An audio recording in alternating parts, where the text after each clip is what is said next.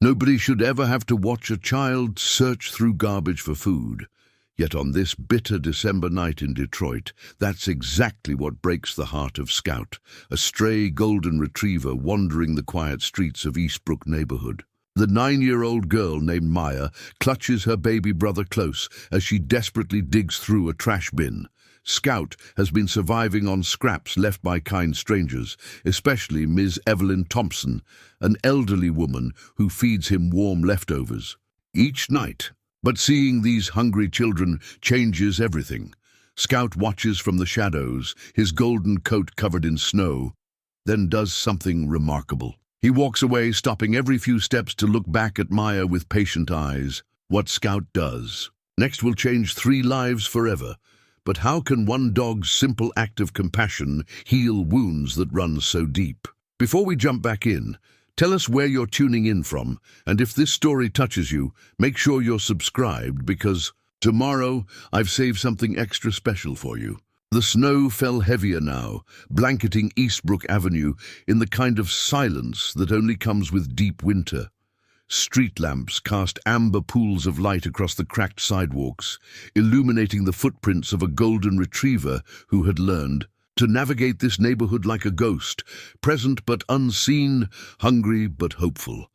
Scout pressed his nose against the cold metal of Miss Evelyn Thompson's back gate, his breath forming small clouds in the frigid air. The familiar scent of beef stew still lingered around the empty bowl she'd left for him hours earlier. He'd licked it clean, savoring every morsel, but his stomach growled again as he thought of the long night ahead. Through the frosted kitchen window, he could see her moving about, a woman of 72 with silver hair pulled back in a neat bun and shoulders that had carried decades of both joy and sorrow. Evelyn wore the same navy cardigan she'd worn every evening since her husband James passed 18 months ago. The sweater still smelled faintly of his cologne when she pressed her face into the collar during the lonely hours before dawn. She set her teacup down with the careful precision of someone who lived alone and had grown accustomed to the small rituals that marked the passage of time. The grandfather clock in her hallway chimed 8 times, echoing through rooms that felt too large for one person. James had built this house with his own hands back in 1978, when Eastbrook was a thriving middle-class neighborhood full of young families and American dreams. The oak floors still bore the scuff marks from their children's bicycles, children who had never come to be, lost to miscarriages that broke Evelyn's heart and filled their home with the kind of silence that follows. Unfulfilled promises. Scout knew her routine by heart. In 10 minutes, she would turn off the kitchen light and make her way upstairs, pausing at the landing to touch the framed photograph of James in his army uniform.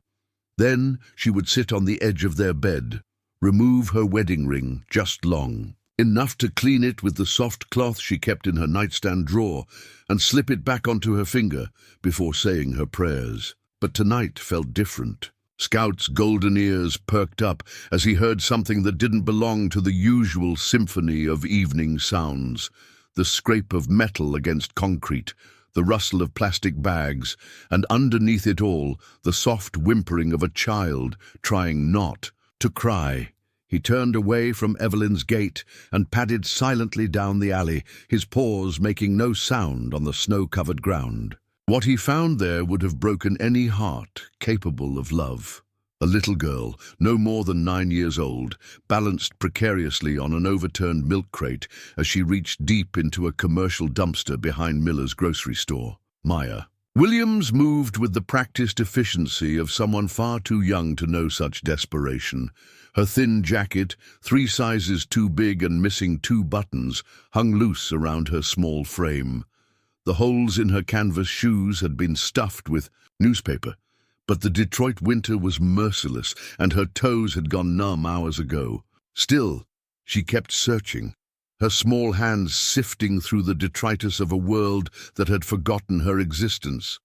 Strapped to her chest, in a makeshift carrier fashioned from an old baby blanket and safety pins, was her 15-month-old brother, Jeremiah, The toddler's dark eyes were wide with hunger and confusion, his usually bright smile replaced by the kind of listless expression that comes when a child's body begins to consume itself for survival. He hadn't spoken in 2 days, not since their mother, Shanice, had walked out of the abandoned house where they'd been squatting, promising to return with food and money, but leaving behind only the echo of her footsteps and the weight of promises she'd made too many times before. Maya's fingers closed around something promising, a day-old sandwich wrapped in plastic, only slightly crushed. She pulled it free and examined it under the streetlight, brushing away a few crumbs of dirt before carefully unwrapping it. Half for her, half for Jeremiah, just like always. She broke off a small piece and placed it gently in her brother's, mouth watching as he chewed slowly, his tiny fingers gripping the front of her jacket.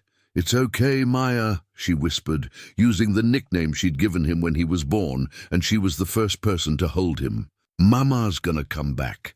She always comes back." But even as she said the words, Maya knew they tasted like lies. This time was different. Shanice had taken her purse, her phone, and the small bag of belongings she kept packed for quick departures. This time, she'd looked at her children with the kind of finality that settled in the pit of Maya's stomach like a stone. Scout watched from his position behind a parked car, his heart, for surely dogs have hearts that feel as deeply as any humans, aching for these small souls who reminded him of his own abandonment. He remembered the day his family had moved away, how he'd waited by their front door for 3 days before understanding that some departures are permanent. The collar around his neck bore the name they'd given him, but it had become more memorial than identifier, a reminder of love that once was rather than love that remained. The little girl climbed down from the crate,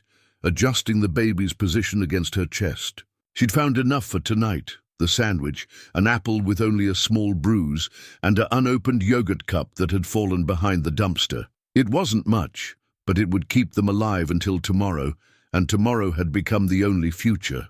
Maya dared to imagine. She began walking back toward the abandoned house, her footsteps leaving small impressions in the snow. But Scout had made his decision. Something in the way she held her brother, something in the careful way she'd shared that sandwich, told him that these children deserved better than the scraps of an indifferent world. He emerged from his hiding place and began to follow them, staying far enough back that Maya wouldn't notice, but close enough to see the way she stumbled slightly under the weight of her brother and the exhaustion that comes from carrying responsibilities too heavy for small shoulders. The abandoned house sat at the end of Maple Street like a wound in the neighborhood's flesh. Windows boarded up, front porch sagging under the weight of neglect. Maya pushed through a loose board in the back fence and disappeared into the darkness beyond. Scout sat in the snow and waited, thinking of Evelyn's warm kitchen and the way she sometimes talked to him as if he understood every word, which, in his way, he did. He thought of the kindness in her eyes when she'd found him half-starved outside her gate 6 months ago, and how she'd never once considered turning him away despite her own loneliness and limited resources. An hour passed before Maya emerged again, this time without her brother. She'd settled Jeremiah in the corner where they slept, wrapped in the only blanket they possessed, and now she was searching for more food, more hope, more of anything that might keep them alive through another night. Scout knew what he had to do. As Maya approached the dumpster once more, Scout stepped into the circle of light cast by the street lamp. His golden coat seemed to glow against the dark backdrop of winter, and for a moment Maya froze. Not with fear, but with the kind of wonder that children reserve for unexpected magic. "Hey there, boy," she whispered, extending one small hand. "You hungry too?" Scout didn't approach. Instead, he took 3 steps backward, then stopped and looked directly into Maya's eyes. There was an intelligence there, a purposefulness that transcended ordinary canine behavior. He turned and walked away, stopping after 10 paces to look back at her. Maya understood. She'd always been good at reading the unspoken language of survival, and something about this dog's behavior told her that he wasn't just wandering, he was leading. She hurried back to collect Jeremiah, wrapping him tightly in their blanket and securing him once again against her chest. The baby stirred but didn't wake, his trust in his sister absolute and heartbreaking. When she emerged from the abandoned house, Scout was waiting. He led her through streets she'd never seen before, past houses with warm lights in the windows, and cars in the driveways, the kind of neighborhood where people belonged to each other and children didn't search through garbage for their next meal. They stopped in front of a modest blue house with white shutters and a front porch that spoke of care and attention. In the backyard, Scout showed her a miracle. A bowl filled with warm beef stew, steam still rising in the cold air. And next, to it a smaller dish of fresh water. Maya knelt in the snow, her eyes filling with tears for the first time in days. Here was food, real food, the kind that nourished rather than merely sustained. But more than that, here was evidence that someone in this harsh world still believed in taking care of the forgotten ones. Scout settled beside her as she carefully spooned small portions of stew into Jeremiah's mouth, watching the baby's eyes brighten as warmth and sustenance filled his small body. For the first time in days, Jeremiah smiled, and the sound of his contented babbling carried across the quiet backyard like a prayer answered. Inside the house, Evelyn Thompson stood at her kitchen window, her hand pressed against the glass as she watched the scene unfolding in her backyard. She had never seen Scout share his food with anyone. She had never seen two children who needed help more desperately. And she had never felt more clearly that some moments arrive in our lives not by accident, but by grace. She reached for her coat. The back door opened with the soft creak of hinges that had weathered 47 winters. Evelyn Thompson stepped onto her porch, the cold immediately biting through her thick wool coat, but she barely noticed.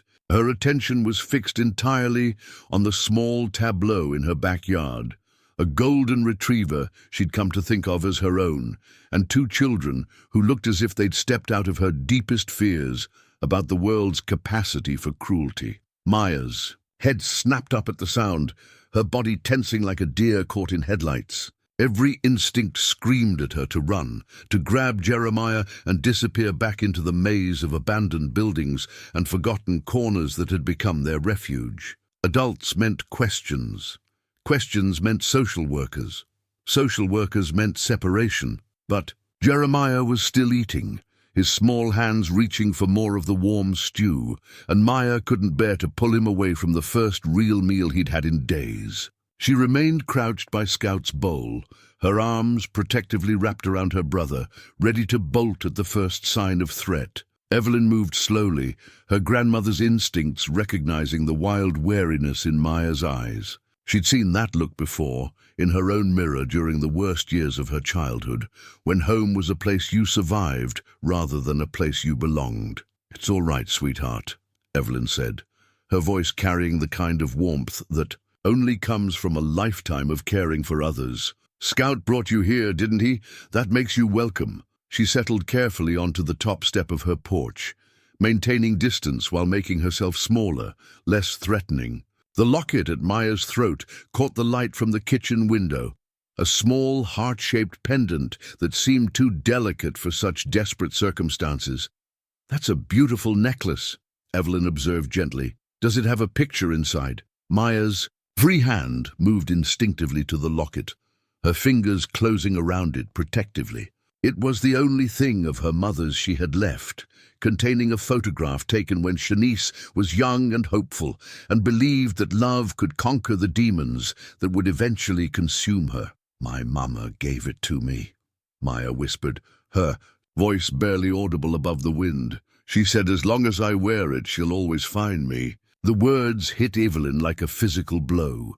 She recognized the desperate hope of a child clinging to promises that adults made in moments of guilt or weakness, promises that were often broken by circumstances stronger than good intentions. Scout moved between them, sensing the tension, his body language calm and reassuring.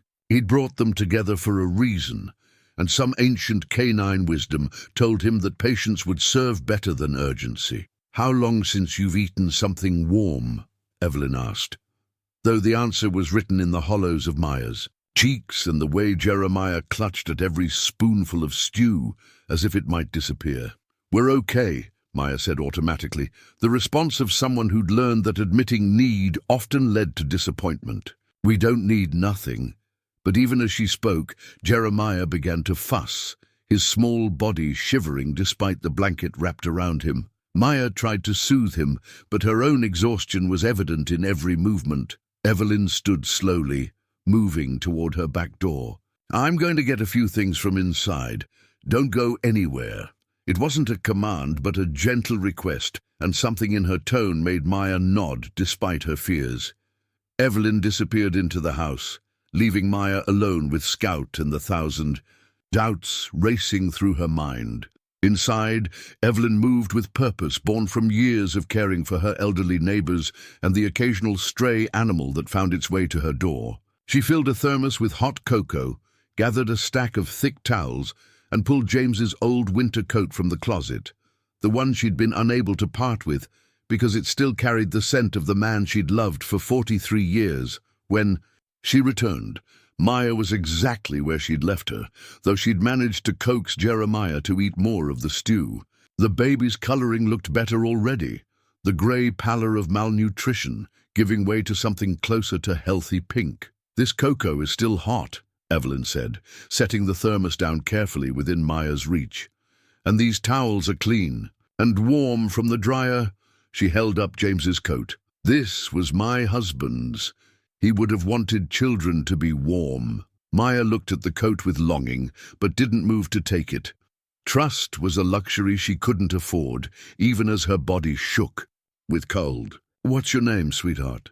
Evelyn asked, settling back onto her porch step. "Maya," the girl answered after a long moment. "And this is Jeremiah.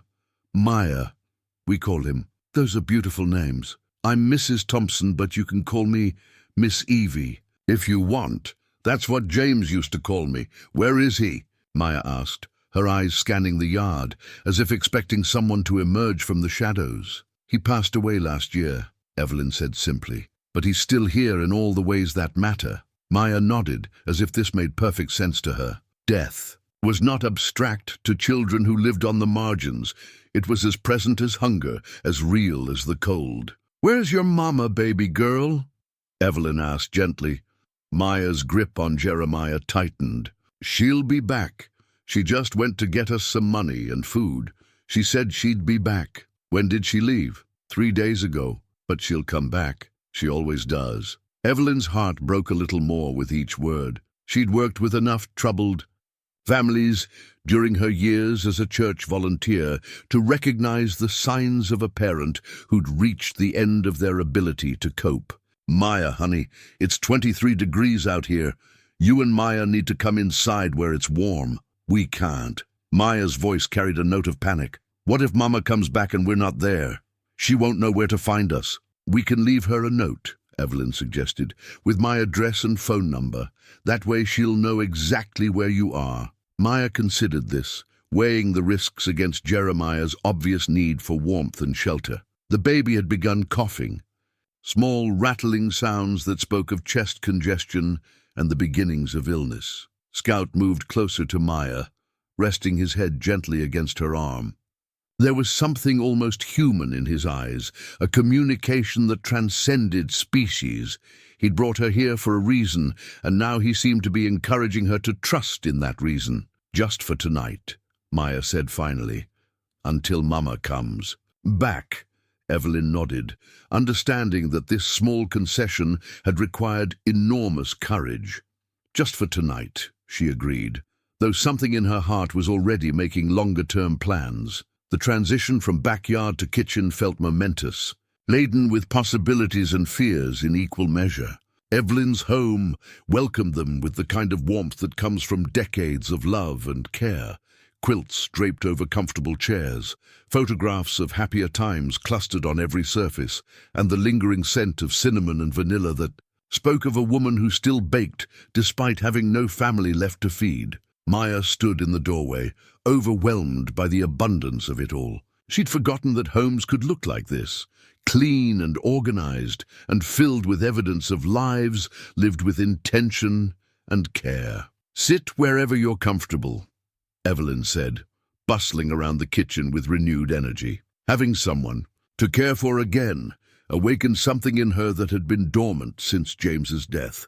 Maya settled carefully at the kitchen table, Jeremiah still secured against her chest. The baby's eyes were wide with wonder at his new surroundings. The soft light, the warmth, the absence of the constant vigilance required for survival. Within minutes, Evelyn had prepared plates of real food, leftover meatloaf with mashed potatoes, and green beans, bread with butter and milk that was fresh and cold. Maya ate slowly at first, as if she couldn't quite believe the food wouldn't disappear, then with increasing urgency as her body remembered what it felt like to be truly nourished. She fed Jeremiah small bites, watching his face light up with each new flavor. When he began to babble happily, reaching for more food with chubby fingers, Maya laughed, a sound so pure and genuine that it brought tears to Evelyn's eyes. "He likes it," Maya said unnecessarily, pride and relief evident in her voice. "He's a good eater," Evelyn agreed. "Growing boys need lots of good food." As they ate, Maya began to relax, her shoulders losing some of their defensive tension.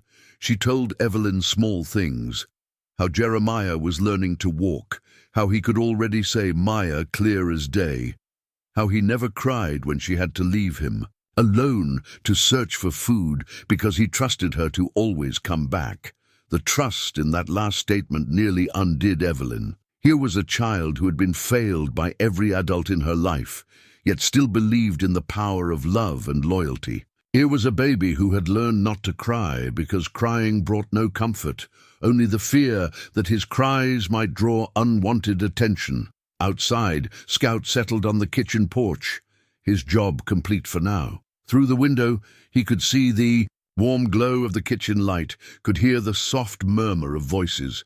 A woman who had too much love and nowhere to put it, and children who needed every ounce of love the world could spare. The snow continued to fall, blanketing Eastbrook Avenue, in pristine white, erasing the harsh edges of a neighborhood that had seen better days. In Evelyn Thompson's kitchen, 3 lives were about to become intertwined in ways none of them could have imagined when the sun rose that morning. Maya yawned, exhaustion finally claiming her, now that warmth and food had quieted the urgent demands of survival.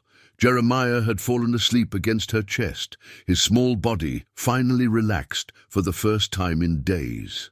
"There's a guest room upstairs," Evelyn said quietly. "Clean sheets, warm blankets. You could both get some real sleep." Maya nodded, too tired to maintain her vigilance any longer.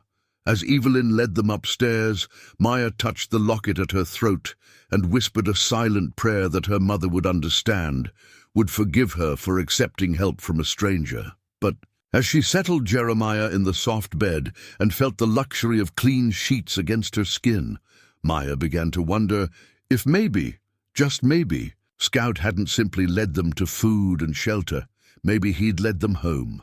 Maya woke to the smell of bacon and the sound of Jeremiah giggling, actual, delighted giggling that she hadn't heard in weeks. For a moment, she lay still beneath the warm quilts, afraid that opening her eyes would reveal this comfort to be nothing more than a dream born of desperation. But the softness beneath her was real. The morning light filtering through clean curtains was real. And downstairs, Evelyn's voice was singing softly to Jeremiah, something about sunshine and rainbows that made the baby laugh with pure joy. Maya slipped from the bed and padded to the window, pressing her face against the glass. The world outside looked different in daylight, cleaner, more hopeful.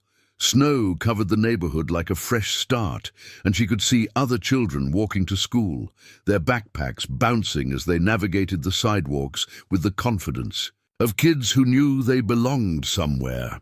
When she made her way downstairs, she found Jeremiah sitting in a makeshift high chair that Evelyn had constructed from a regular chair and some carefully positioned pillows. The baby was wearing a clean diaper and one of Evelyn's kitchen towels as a bib, and he was enthusiastically mashing scrambled eggs between his fingers while Evelyn encouraged every messy bite. "Good morning, sweetheart," Evelyn said, looking up with a smile that transformed her entire face. "I hope you don't mind. I took the liberty of giving Maya a bath and finding him some clean clothes." The clothes were clearly improvised. A soft white undershirt that hung loose on his small frame, and a pair of knitted pants that Evelyn had clearly altered with safety pins to make them fit. But they were clean and warm, and Jeremiah looked more like himself than he had in days. "Thank you," Maya whispered, the words carrying more weight than such simple syllables should bear. Evelyn set a plate before her, eggs and bacon and toast cut into triangles with a glass of orange juice. That was so fresh it made Maya's mouth water. As she ate, she watched Evelyn move around the kitchen with practiced efficiency, humming under her breath, as she prepared what looked like enough food for twice as many people. "I called my church this morning," Evelyn said casually, not looking at Maya as she spoke. "Pastor Williams knows of a family that has some baby clothes they're not using anymore. Nice things, barely worn." Maya tensed. Phone calls meant other people knowing about them. Other people meant questions and forms, and the possibility of being separated from Jeremiah. Evelyn seemed to sense her fear. "I didn't mention you specifically," she said gently. "Just asked if they had donations for children in need. The church is always helping families. It's nothing unusual." The explanation helped, but Maya remained wary. She'd learned that adults often started with small kindnesses that grew into large complications. "I was also thinking," Evelyn continued, wiping down the counter with movements that spoke of decades of morning routines, "that we should call social services, just to let them know you're safe." "No." The word came out sharper than Maya intended, loud enough to startle Jeremiah into stopping his happy babbling. "We can't do that." Evelyn turned to face her, recognizing the panic in Maya's voice. "Sweetheart, they're not the enemy. They want to help children. They'll take him away from me." Maya's voice broke on the words. "They'll put us in different homes, and I won't be able to take care of him anymore." "Maya, you don't understand." Maya stood abruptly, moving to Jeremiah's chair and gathering him protectively in her arms. "Last time Mama left, they came and got us. They put me in one house and Maya in another house, and he cried for me every night. But I couldn't get to him. The lady who was supposed to be taking care of him didn't even know he was allergic to strawberries. He got so sick." She stopped, choking on the memory of those 3 weeks when she'd been separated from the only family she'd ever known how to protect. Evelyn's heart ached for this child, who had been forced to become a parent before she'd finished. Being a child herself, she moved slowly toward Maya, her hands open and non-threatening. "What if I promised that wouldn't happen?" Evelyn said quietly. "What if I told them you were staying with me and I was taking care of both of you?" "I can't promise that," Maya said, but her voice held a note of desperate hope. "You don't even know us."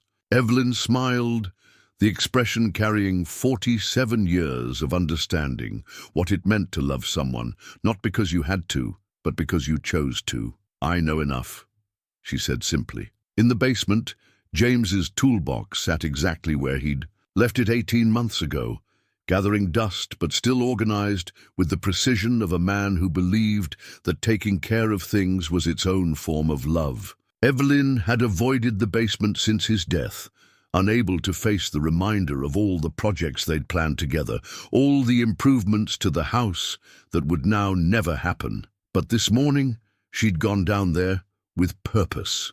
If Maya and Jeremiah were going to stay, and Evelyn was increasingly certain they were, then the house needed to be ready for children. James would have understood. He would have already started planning how to child-proof the sharp corners and secure the cabinets. "What happens when Christmas comes?" Maya asked suddenly. The question seemed to come from nowhere, but Evelyn understood that children who lived in uncertainty often thought in terms of immediate time frames. The next meal, the next night, the next holiday that might arrive without celebration. "What would you like to happen?" Evelyn asked. Maya considered this, bouncing Jeremiah gently as he played with the locket around her neck. "I don't know. We never really had Christmas before. Not the kind you see on TV." Evelyn felt something shift inside her chest, a realization that she hadn't celebrated Christmas properly since James died. The holidays had become something to endure rather than enjoy, marked only by her attendance at the church service and a quiet dinner eaten alone.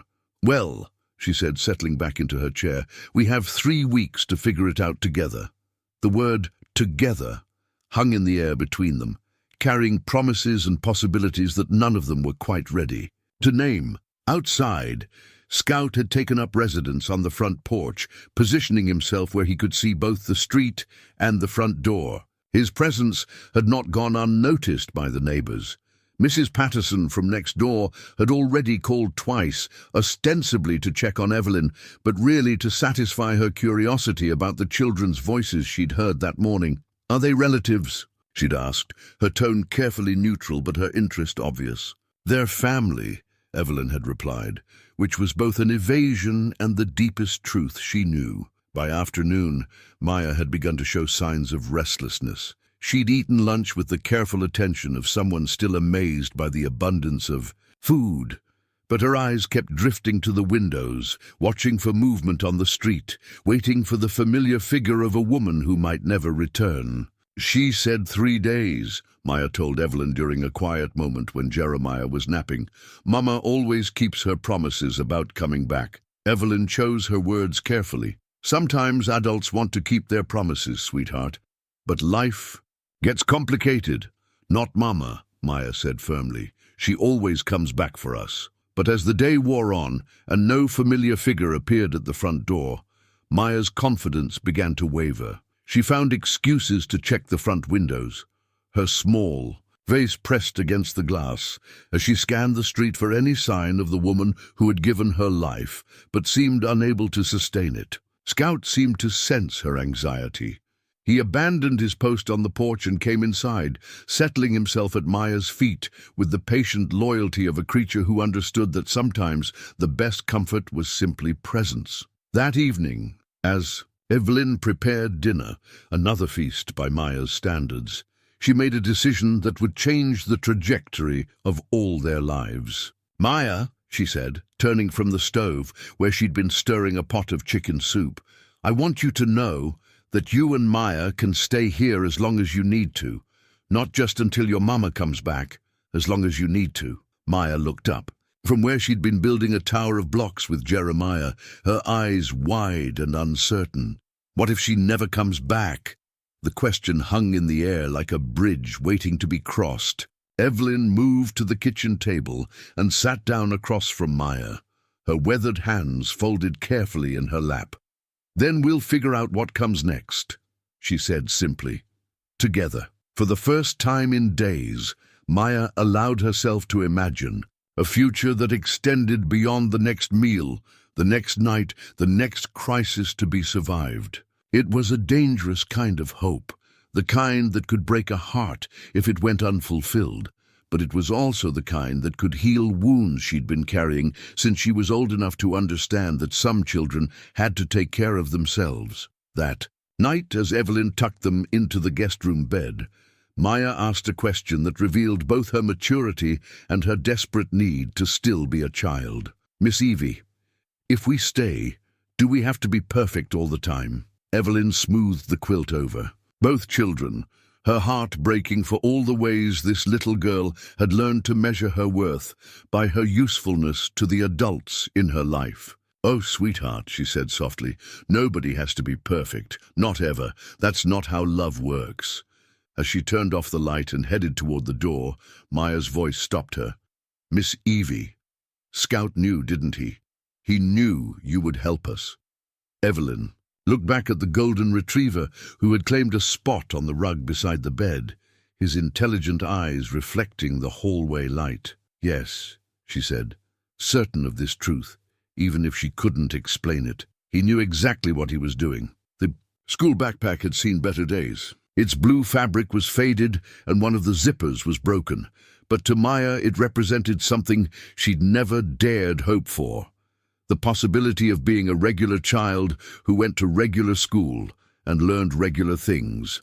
Evelyn had found it in the church donation box, along with some notebooks, pencils, and a lunchbox that still smelled faintly of peanut butter from its previous owner. She'd presented these treasures to Maya over breakfast, watching the girl's face transform from wariness to wonder to something approaching joy. "Lincoln Elementary is only 4 blocks away," Evelyn explained, spreading peanut butter on toast, while Jeremiah banged his spoon enthusiastically against his high chair tray. "The principal, Mrs. Davis, is a good woman. She understands that some children need extra patience while they find their footing." Maya traced the worn edges of the backpack with reverent fingers. She'd attended 3 different schools in the past 2 years, always as the new girl, always knowing that her stay would be temporary, always too hungry or too tired or too worried. About Jeremiah, to focus on the lessons that might have carried her toward a different future. "What if the other kids ask questions?" Maya asked, voicing the fear that had kept her awake during the night. "About where I came from or why I'm living with you?" Evelyn sat down beside her, understanding the weight of shame that children carried when their circumstances didn't match the neat categories adults expected them to fit into. "You tell them the truth that feels safe to you," she said gently. "You're staying with Miss Evie, who cares about you very much. Everything else is private until you decide you want to share it." The first day of school dawned clear and cold, with the kind of sharp December air that made every breath visible and turned cheeks pink within minutes. Maya stood at the front door, her backpack carefully packed with the supplies Evelyn had bought, her hair braided neatly by hands that remembered doing the same thing for the children she'd never had. "I'll walk you there the first day," Evelyn offered, but Maya shook her head. "I can do it," she said, straightening her shoulders in a gesture that was both brave and heartbreaking. "Jeremiah will be okay." "Maya will be fine," Evelyn assured her, adjusting the collar of the winter coat that had once belonged to James. "We're going to practice walking and maybe do some finger painting. Nothing too exciting without his big sister." Maya kissed Jeremiah's forehead, whispering something in his ear that made him giggle and reach for her face with sticky fingers. Then she was gone, walking down Eastbrook Avenue with determined steps, leaving Evelyn to watch from the window until she disappeared around the corner. The hours until Maya's return stretched like taffy. Evelyn found herself checking the clock every few minutes, remembering her own childhood fears about fitting in, about having the right answers, about being worthy of acceptance. She kept busy by playing with Jeremiah, who was blossoming under the steady attention and regular meals. The baby had gained noticeable weight in just 5 days, his cheeks filling out and his eyes bright with the alertness that comes when a child's basic needs are consistently met. He'd started pulling himself up on the furniture, taking wobbly steps while holding onto chair legs, clearly preparing for the independence that would come with walking. "Your sister's going to be so proud when she sees you walk," Evelyn told him, as he cruised along the coffee table, babbling in the nonsense language that somehow conveyed perfect sense to those who loved him. The neighborhood had begun to notice the changes at the Thompson house. Mrs. Patterson had made 3 trips to her mailbox that morning, each one providing an opportunity to peer over the fence at the toys Evelyn had set up in the backyard. The mailman, Mr. Johnson, had commented on the children's voices he'd heard during his rounds, his tone curious but kind. "Taking in some family?" he'd asked when Evelyn met him at the front door to collect a package. "Something like that," Evelyn had replied, unwilling to elaborate on circumstances that were still too fragile to withstand outside scrutiny. At 2:30, she bundled Jeremiah into his makeshift winter clothes, a combination of items from the church donation box and some creative alterations Evelyn had made to adult clothing, and walked to the corner where she could see Lincoln Elementary's front doors. Maya emerged with the afternoon crowd, her backpack slung over one shoulder, her face carefully neutral in the way children learned when they were determined not to reveal how deeply they felt everything. But Evelyn had become adept at reading the subtle signals Maya sent. The slight tension in her shoulders, the way she scanned the crowd as if looking for threats, the careful distance she maintained from the other children. When Maya spotted them, her face transformed. The careful mask fell away, replaced by something so purely joyful that it took Evelyn's breath away. She ran toward them, her backpack bouncing, and threw her arms around both Evelyn and Jeremiah in a fierce hug that spoke of relief and gratitude, and the kind of belonging she'd never dared expect. "How was it?" Evelyn asked as they walked home. Together, Jeremiah riding contentedly in the stroller Evelyn had borrowed from her neighbor. "Good," Maya said, but something in her tone suggested the day had been more complicated than that single word conveyed. "My teacher, Miss Rodriguez, is nice. She has pictures of her family on her desk, and she smiles when she talks about them. Did you make any friends?" Maya was quiet for a moment, kicking at a chunk of ice on the sidewalk. "There's this girl, Keisha. She sits next to me at lunch. She asked if I wanted to share her cookies, but I said no because I had my own lunch." She looked up at Evelyn with something approaching wonder. "I actually had my own lunch." The simple statement carried such weight. The amazement of a child who had grown accustomed to hunger, to depending on the charity of others, to never knowing where her next meal would come from. That evening, as they settled into what was becoming their routine, dinner together, bath time for Jeremiah, stories read by the soft light of the living room lamp, Maya asked the question that had been building since her first night in Evelyn's house. "Miss Evie, why are you being so nice to us?" Evelyn looked up from the book they'd been reading, a collection of fairy tales that Maya approached with the skepticism of someone who'd learned that happy endings were rare and hard won. "What kind of answer are you looking for, sweetheart?" "I don't know," Maya said, but her tone suggested she did know, that she needed to hear something specific to quiet the fears that woke her in the middle of the night. "Most people don't just help kids they don't know. Most people call the police or social services or just pretend they don't see." Evelyn closed the book and set it aside, understanding that this conversation was more important than any story they might read. "Can I tell you about someone I used to know?" she asked. Maya nodded, settling more comfortably against Evelyn's side. "While Jeremiah dozed in his makeshift playpen nearby, when I was about your age, maybe a little younger, my mama got sick. Really sick, in a way that meant she couldn't take care of me anymore. My daddy had left when I was a baby, so there wasn't anyone else." Maya's eyes widened. She'd assumed that all adults had grown up in the kind of stable homes she saw on television, with parents who stayed, and meals that appeared regularly, and beds that were always warm. "What happened to you?" Maya asked. "I lived with my grandmother for a while, but she was old and poor, and taking care of me was hard for her.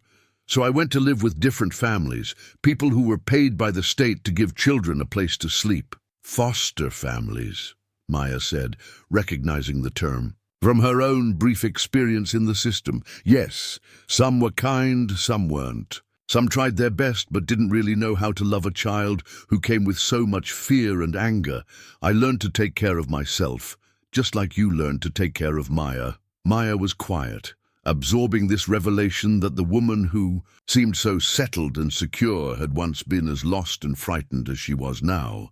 "But then," Evelyn continued, "when I was 16, I met someone who changed everything. Not a foster parent or a social worker, but a woman named Mrs. Coleman, who worked at the library where I used to go after school because it was warm and quiet, and no one asked me questions I didn't want to answer." "What did she do?" "She noticed me," Evelyn said simply.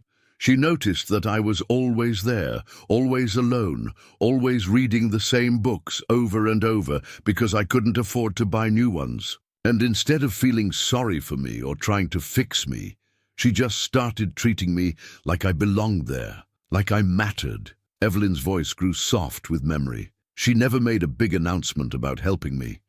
She just started doing little things, making sure there were always fresh books on the table where I liked to sit, bringing me sandwiches when she noticed I looked hungry, asking my opinion about which books the library should order. Did she adopt you? No, sweetheart. But she did something just as important. She showed me that I was worth caring about. She helped me apply for scholarships, wrote letters of recommendation for college, came to my graduation when I had no family there to cheer for me. Maya absorbed the story, understanding that it was both about the past and about the present moment they were living together. Is that what you're doing for us? Maya asked. Showing us we're worth caring about. Evelyn smiled, brushing a strand of hair back from Maya's face. I'm doing what Mrs. Coleman did for me and what I hope someone would do for any child who needed help. But Maya, she paused, wanting to be very clear about this next part. I'm not helping you because I feel sorry for you or because I think you need to be fixed. I'm helping you because you and Maya are exactly the kind of people the world needs more of, brave and loyal and willing to take care of each other no matter what. Even when we're not perfect? Especially then, Evelyn said firmly. Perfect people don't need much help. It's the rest of us, the ones who are still learning and growing and making mistakes, who need each other most. That night, as Maya drifted, off to sleep with Jeremiah beside her and Scout keeping watch from his spot on the rug, she allowed herself to think about tomorrow and the day after that, and maybe even the week after that. For the first time in her memory, the future felt like something to anticipate rather than something to survive. The crayon drawing was tucked carefully between the pages of Maya's math workbook. But Evelyn caught a glimpse of it when Maya opened her backpack to show her the gold star she'd earned for her spelling test. The drawing was simple but profound. 4 stick figures standing in front of a blue house with a triangle roof. A tall figure with silver hair, a smaller figure with braids, an even smaller figure with chubby arms raised in joy, and a golden figure with 4 legs and a tail that somehow managed to convey both loyalty and love. Above the scene, in Maya's careful second-grade handwriting, were the words, "My family." Evelyn's breath caught in her throat. In the 2 weeks since Maya and Jeremiah had arrived, she'd been careful not to push too hard, not to assume too much. She'd offered stability and care while trying to preserve the possibility that their mother might return, that this arrangement might be temporary, that love didn't always have to mean permanence.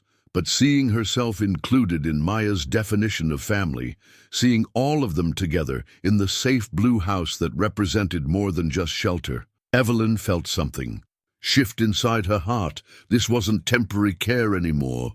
This was the beginning of something that would outlast the winter, outlast the immediate crisis that had brought them together, outlast even her own fears about loving too much too quickly. Christmas was only 10 days away, and the house had begun to transform in ways both subtle and profound. Evelyn had brought down James's old decorations from the attic, the strings of lights he'd hung with mathematical precision, the ornaments they'd collected during 43 years of marriage, the ceramic nativity set his mother had given them. During their first Christmas as newlyweds, Maya approached the decorations with reverent curiosity, handling each ornament as if it were made of spun glass and dreams. She asked questions about everything: why the wise men brought gold and frankincense and myrrh, whether reindeer really could fly, why people put trees inside their houses and covered them with beautiful things. We never had a Christmas tree before, she told Evelyn as they sorted through boxes of decorations in the living room. Jeremiah was napping upstairs, finally old enough and well-fed enough to sleep through the afternoon without waking in panic. What did Christmas look like? In your house? Evelyn asked gently, not wanting to pry, but understanding that Maya needed to make sense of her past before she could fully embrace her present. Mama would try, Maya said, her small fingers tracing the delicate features of an angel ornament. She'd get us something from the dollar store, usually something she thought we needed, like socks or soap. And if she had extra money, maybe some candy. But we were always worried about rent or food or where we were going to sleep, so it never felt like the Christmas you see on TV. Evelyn nodded, remembering her own childhood Christmases. The years when her grandmother had scraped together enough. Money for a small gift. The years when Christmas had passed unnoticed because survival took precedence over celebration. What would you want Christmas to feel like this year? Evelyn asked. Maya considered the question with the seriousness of someone who'd learned that wishes were precious things, not to be wasted on impossibilities. Safe, she said finally. I want it to feel safe, like we don't have to worry about anything except being happy. That afternoon, Evelyn made a phone call she'd been avoiding for 2 weeks. She dialed the number for the Department of Human Services, her hands trembling slightly as she waited for someone to answer. "This is Evelyn Thompson," she said when the social worker came on the line. "I need to report that I have 2 children, staying with me, Maya and Jeremiah Williams. Their mother left them about 2 weeks ago, and I've been caring for them." The conversation that followed was both easier and more complicated than Evelyn had expected. The social worker, a woman named Janet Cruz, was professional but kind, understanding the delicate nature of the situation. "The children are safe and well cared for?" Ms. Cruz asked. "Yes, very much so. Maya is enrolled in school, Jeremiah is. Healthy and thriving, and I have the resources to care for them both, and your intention is to continue caring for them." Evelyn looked through the living room doorway, where Scout lay sleeping in the afternoon sun, streaming through the windows, and upstairs, where Jeremiah was napping peacefully in a warm, clean bed. "My intention is to provide them with a permanent, loving home," she said, surprised by the certainty in her own voice, "whatever that looks like legally." Ms. Cruz explained the process. Home visits, background checks, interviews with the children, court hearings. It would take months, possibly longer. But if Maya's mother didn't return and didn't contest the proceedings, there was no reason Evelyn couldn't pursue adoption. "There's something else you should know," Ms. Cruz said near the end of their conversation. "We do have a file on Maya and Jeremiah. Their mother, Shanice Williams, has a history with our department. This isn't the first time she's left them."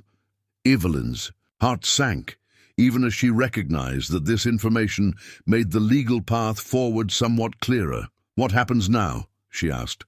"I'll need to visit within the next few days to assess the situation." "But Mrs. Thompson, from everything you've told me, it sounds like these children are very fortunate to have found you." When Maya returned from school that afternoon, she found Evelyn in the kitchen, staring thoughtfully at the phone, as if it held answers to questions she was still learning how to ask. "Miss Evie?" Maya's voice was tentative, carrying the wariness of a child who'd learned to read adult moods for signs of impending change. "Is everything okay?" Evelyn turned and saw Maya standing in the doorway, her backpack still on her shoulders, her face carefully neutral, but her eyes wide with the fear that good things never lasted very long. "Everything's fine, sweetheart," Evelyn said, opening her arms. Maya rushed into the embrace, and Evelyn held her tightly, breathing in the scent of winter air and childhood that clung to her coat. "I need to tell you something, though,"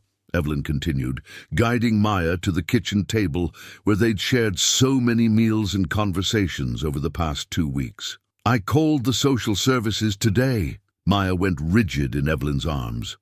"You're sending us away?" "No, baby girl, the opposite." Evelyn pulled back so she could look directly into Maya's eyes. "I called them because I want to make this official. I want to adopt you and Maya, if that's what you want too." Maya stared at her, processing words that seemed too good to be true. "Adopt us? Like forever?" "Like forever," Evelyn confirmed. "It means you'd be my children, legally and officially, and in every way that matters. It means no one could ever take you away from each other, or from me." Maya's eyes filled with tears, the first tears Evelyn had seen her shed since that first night in the backyard. But these weren't tears of fear or desperation. These were tears of relief so profound they seemed to come from some place deeper than her heart. "What about Mama?" Maya asked, because even in her joy, loyalty ran too deep to be easily discarded. "If she comes back and wants to be part of your life, we'll figure out how to make that work," Evelyn said honestly. "But Maya, you deserve stability. You deserve to know that you'll have a home and food and someone who loves you no matter what else happens. And Maya too. And Maya too. You're a package deal, you two. No one could love one of you without loving both. That evening, as they decorated the Christmas tree together, Maya carefully placing ornaments while Jeremiah watched from his playpen, clapping his hands whenever the lights twinkled, Evelyn felt the presence of something larger than the three of them, larger even than their small circle of newfound love. Scout seemed to feel it too. He'd positioned himself where he could see all of them, his tail wagging gently whenever Jeremiah laughed or Maya exclaimed over a particularly beautiful ornament. There was something almost ceremonial about his attention, as if he understood that he had played a role in bringing this moment into being and was now bearing witness to its fruition. "Miss Evie," Maya said as she hung the angel at the top of the tree, a honor Evelyn had offered and Maya had accepted with the gravity of someone who understood that some gestures carried more weight than their apparent simplicity suggested. "Do you think Scout knew this would happen when he brought us to your house?" Evelyn looked at the golden retriever, whose intelligent eyes seemed to hold depths of understanding that transcended ordinary canine awareness. "I think Scout knew exactly what he was doing," she said. "I think he saw two children who needed a home and a woman who needed children to love, and he decided to solve both problems at once." "He's pretty smart for a dog," Maya said, climbing down from the stepladder and surveying their handiwork with satisfaction. "He's pretty smart for anybody," Evelyn agreed. As they settled in to admire the tree, lights twinkling, ornaments catching, and reflecting the soft glow, the angel at the top seeming to watch over them with benevolent grace, Maya made one of her characteristically profound observations. "It's funny," she said, curled up next to Evelyn on the couch, while Jeremiah dozed in her lap. "I always thought Christmas was about getting things, but this feels more like becoming something." "What do you think we're becoming?" Evelyn asked. Maya considered this, her hand automatically moving to the locket at her throat. The one piece of her old life she still carried with her. "A real family," she said finally.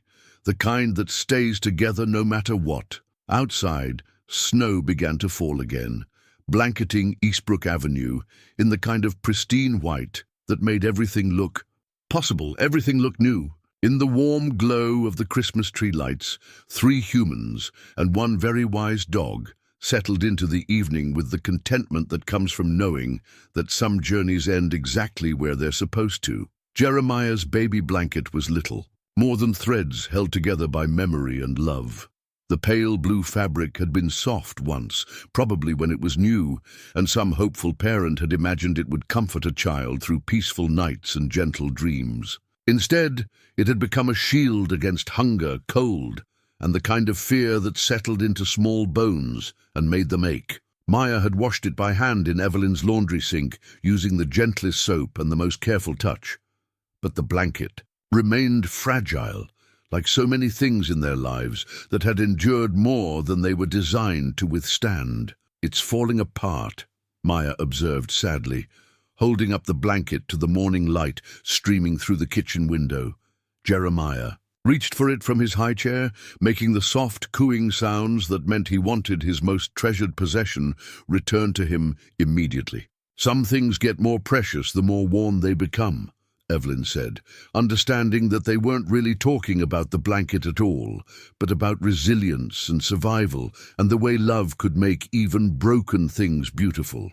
It had been 3 weeks since Maya and Jeremiah arrived, and the rhythms of their shared life had begun to feel natural rather than miraculous. Maya left for school each morning with the confidence of a child who knew she would return to the same house, the same warm dinner, the same bedtime stories. Jeremiah had taken his first independent steps the previous weekend, tottering across the living room into Maya's waiting arms, while Scout barked encouragement and Evelyn wiped away tears of joy. But beneath the surface of this newfound stability, deeper currents were at work. Maya had begun to remember things, fragments of her life before the constant moving, before the hunger became a daily reality, before she learned that adults could disappear without warning or explanation. "I had a room once," she told Evelyn.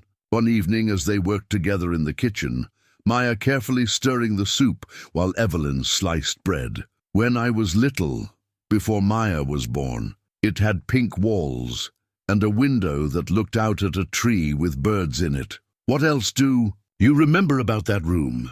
Evelyn asked gently, recognizing the importance of helping Maya reclaim pieces of her past that hadn't been defined by crisis. "There was a nightlight that made stars on the ceiling, and Mama used to read to me before bed. The same book every night about a bunny who couldn't sleep." Maya's stirring slowed as she concentrated on the memory.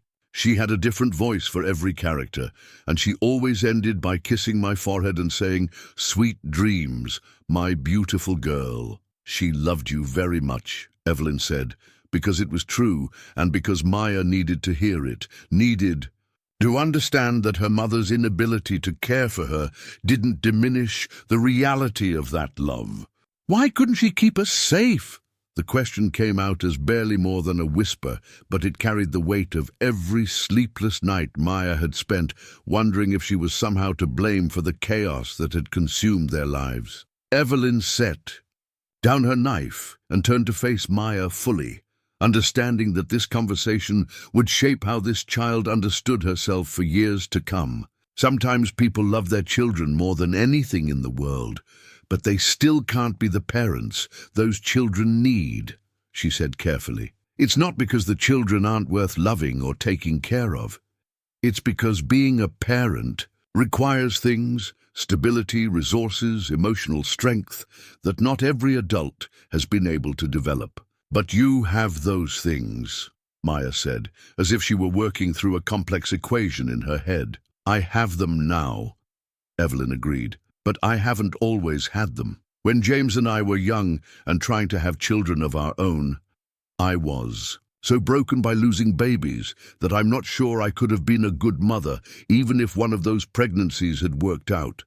I had to learn how to heal myself before I could take care of anyone else." Maya absorbed this revelation, the understanding that the woman who seemed so capable and wise had once been as lost and frightened as anyone. "Did you ever think you'd have children?" Maya asked. "I hoped for it every day for years," Evelyn said. "Honestly. And then I stopped hoping because it hurt too much. I thought that part of my life was over. But we're here now," Maya said, as if she were solving a puzzle.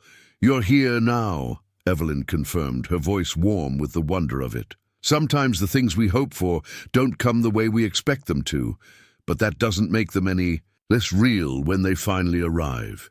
The social worker, Janet Cruz, came for her first home visit on a Tuesday afternoon when Maya was at school and Jeremiah was napping. Evelyn had spent the morning cleaning a house that was already spotless, arranging and rearranging furniture as if the placement of chairs could somehow communicate the depth of her commitment to these children. Ms. Cruz was a woman in her 40s, with kind eyes and the slightly weary demeanor of someone who'd seen too many situations where good intentions weren't enough to overcome systemic failures. She walked through the house methodically, checking that the children had their own beds, that the home was safe and clean, that Evelyn had the resources to provide for their needs.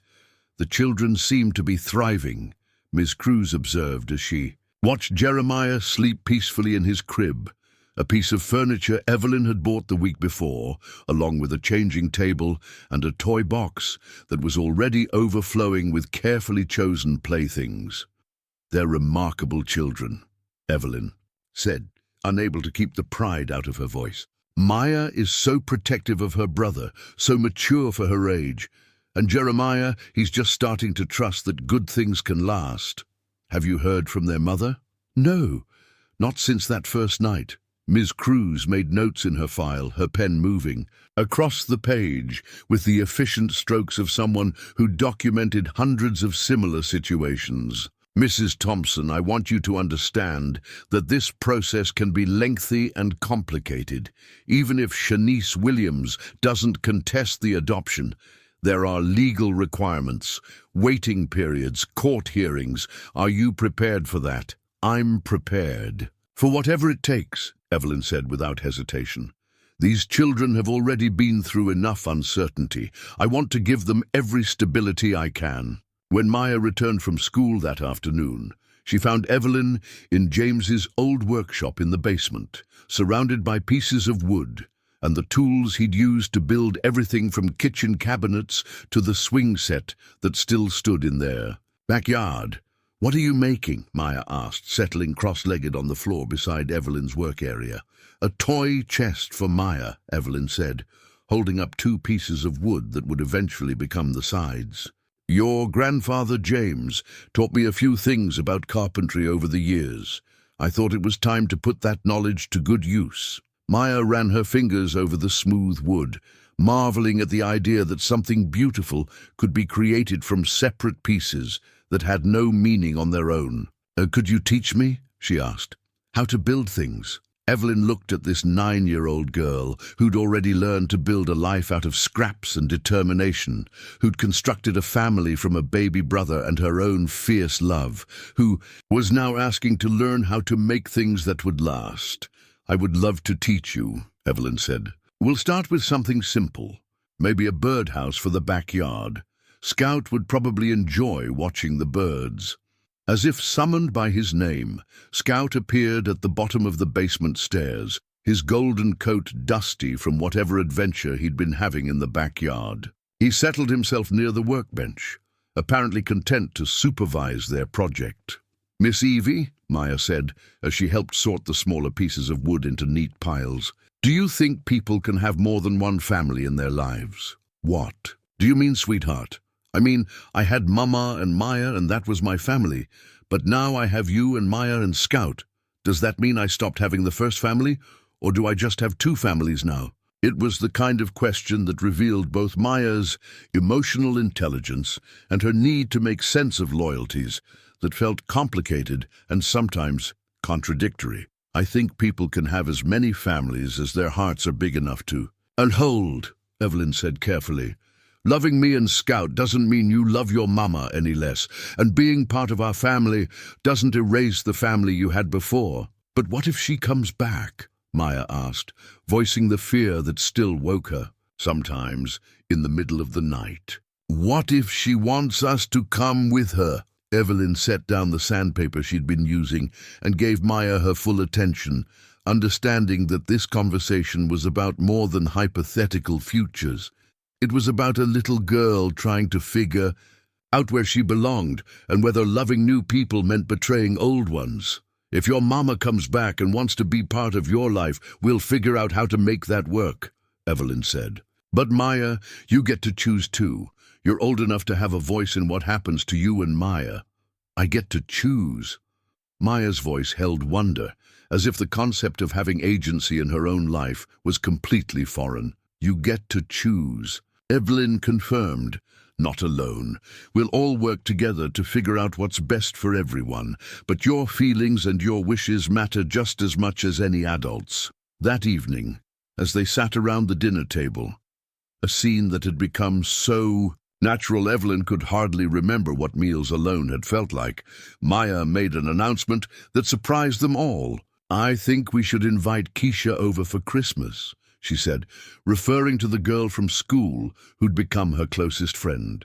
"Her grandma is sick, and her mama has to work double shifts at the hospital, so they're not doing much for Christmas this year." Evelyn smiled, recognizing the generosity that came so naturally to children who'd learned early that sharing made everyone stronger.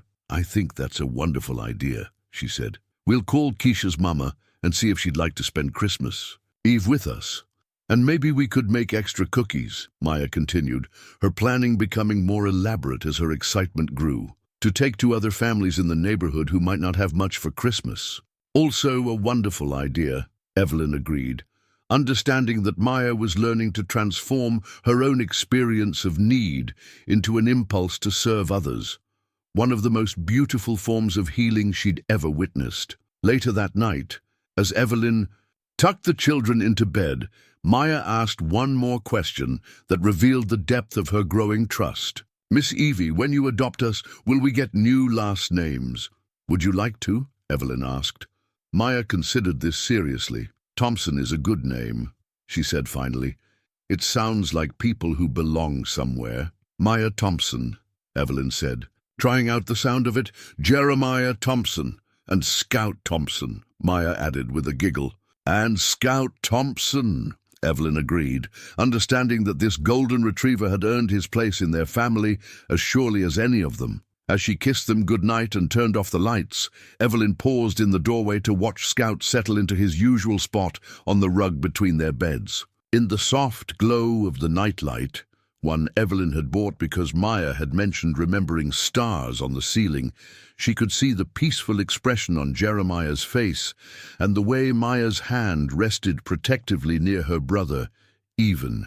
In sleep, tomorrow would bring them one day closer to Christmas, one day closer to the legal proceedings that would make their family official. One day closer to the future they were building together from love and hope, and the simple belief that some things were worth fighting for. But tonight, they were simply home. The legal document arrived on a Thursday morning, mixed in with the usual assortment of bills and holiday catalogues.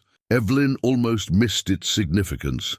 A manila envelope with the return address of the Wayne County Family Court, official and imposing among the cheerful Christmas advertisements. Inside was Maya's birth certificate, along with a letter from Janet Cruz explaining that they'd need official documentation for the adoption proceedings. Evelyn spread the papers across her kitchen table, reading through the standard information: birth weight, time of delivery, attending physician, until her eyes fell on a line that made her heart skip a beat. Father, Marcus Williams.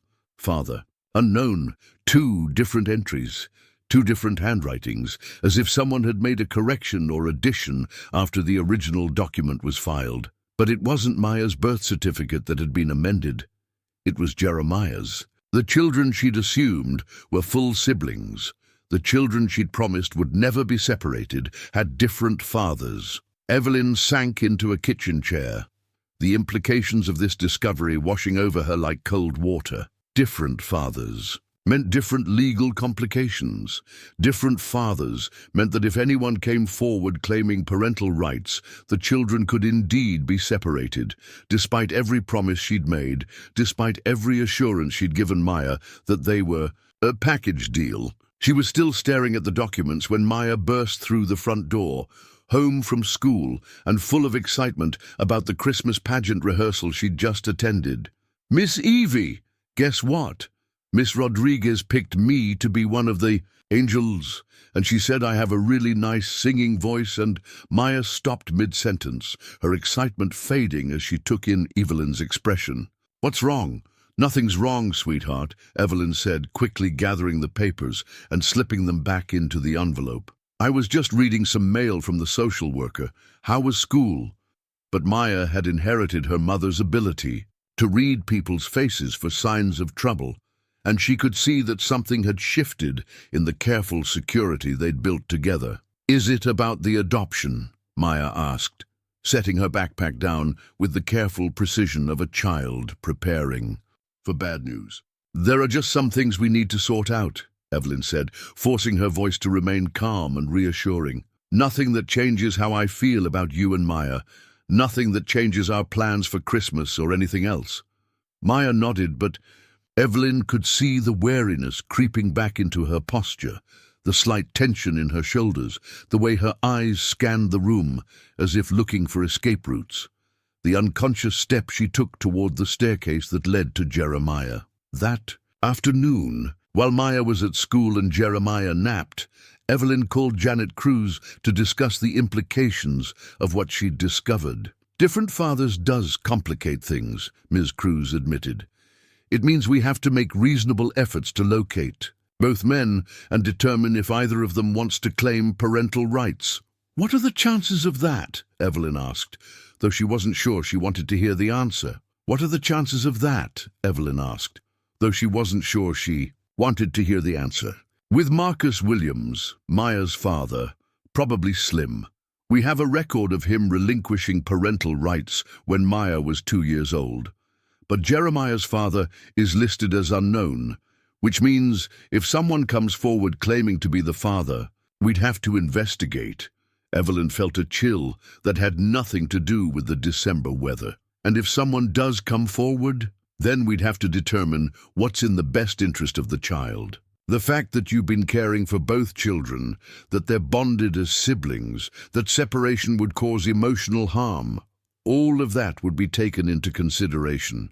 But Mrs. Thompson, I won't lie to you, the biological father's rights would carry significant weight in any custody decision.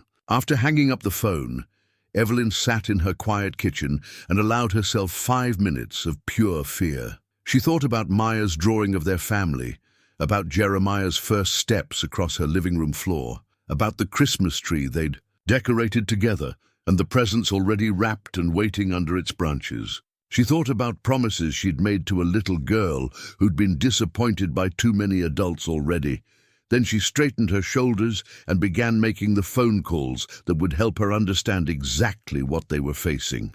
The first call was to her lawyer, David Morrison, who'd handled James's will and the few legal matters she'd needed assistance with over the years. He was a kind man in his 60s, with the patient demeanor of someone who understood that legal problems were always personal problems at their core. "Evelyn," he said warmly when his secretary put her through, "I hear congratulations are in order. Janet Cruz mentioned you're looking to adopt 2 children. That's why I'm calling, David. We may have a complication." She explained the situation, the different fathers, the unknown paternal identity for Jeremiah, her fear that someone might emerge to claim rights and separate the children. "The good news," David said after listening to the full story, "is that you've got a strong case for keeping them together. You've been their primary caregiver. They're thriving in your home. And separating siblings is generally avoided unless there are compelling reasons. The challenging news is that if Jeremiah's biological father appears and wants custody, we'll have to take that seriously. What should I do?" "Document everything," David advised. "Keep records of their medical care, school attendance, emotional progress. If this goes to court, we want to show a clear pattern of stability and love in your home. And Evelyn, don't panic. The majority of these cases resolve in favor of the children's best interests, and it's clear that their best interests lie with you." That evening, as they sat down to dinner, Maya made an observation that nearly broke Evelyn's heart with its perceptiveness. "You look worried, Miss Evie," she said, carefully cutting her chicken into small pieces to share with Jeremiah. "Are you worried about us?" Evelyn looked at this remarkable child who'd learned to read adult emotions as a survival skill, who'd taken responsibility for a baby brother when she was barely more than a baby herself, who'd somehow maintained the capacity for joy and generosity despite everything she'd endured. "I'm not worried about you," Evelyn said truthfully. "I'm worried about people who might not understand how special our family is." Maya nodded sagely, as if this made perfect sense to her. "Some people don't know how to see what's really important," she said. "Like at school, some kids think Jeremiah isn't really my brother because we don't look exactly the same. But I tell them that family isn't about looking the same. It's about taking care of each other." "That's exactly right," Evelyn said, marveling at the wisdom contained in this small person. "And we take care of each other," Maya continued, reaching over to help Jeremiah with his sippy cup. "You take care of me and Maya, and we help take care of you, and Scout takes care of all of us." As if summoned by his name, Scout appeared from his afternoon nap, stretching and yawning before padding over to check on each member of his family. He rested his head briefly against Maya's leg, then moved to Jeremiah's high chair to accept the piece of chicken the toddler offered him, and finally settled at Evelyn's feet with the contented sigh of a dog who knew his place in the world. 2 days later, the complication Evelyn had been dreading arrived in the form of a phone call from Janet Cruz. "We've heard from someone claiming to be Jeremiah's father," Ms. Cruz said, without preamble. "A man named Deshaun Cooper. He says he was in a relationship with Shanice Williams about 2 years ago, and he believes Jeremiah is his son." Evelyn's grip tightened on the phone. "What does he want?" "He's requesting a paternity test and asking about custody options. Mrs. Thompson, I want you to know that we're taking this slowly. His story needs to be verified, and even if he is Jeremiah's biological father, that doesn't automatically give him custody rights." But it complicates things," Evelyn finished. "It complicates things," Ms. Cruz agreed. "I'll keep you informed of every development, and I want you to know that we're going to fight for what's best for both children. The bond they have, with each other and with you, is something we'll emphasize strongly." After hanging up, Evelyn sat in her living room and watched Maya and Jeremiah play together on the floor near the Christmas tree. Maya was building a tower of blocks while Jeremiah knocked them down, both children dissolving into giggles every time the colorful wooden pieces scattered across the carpet.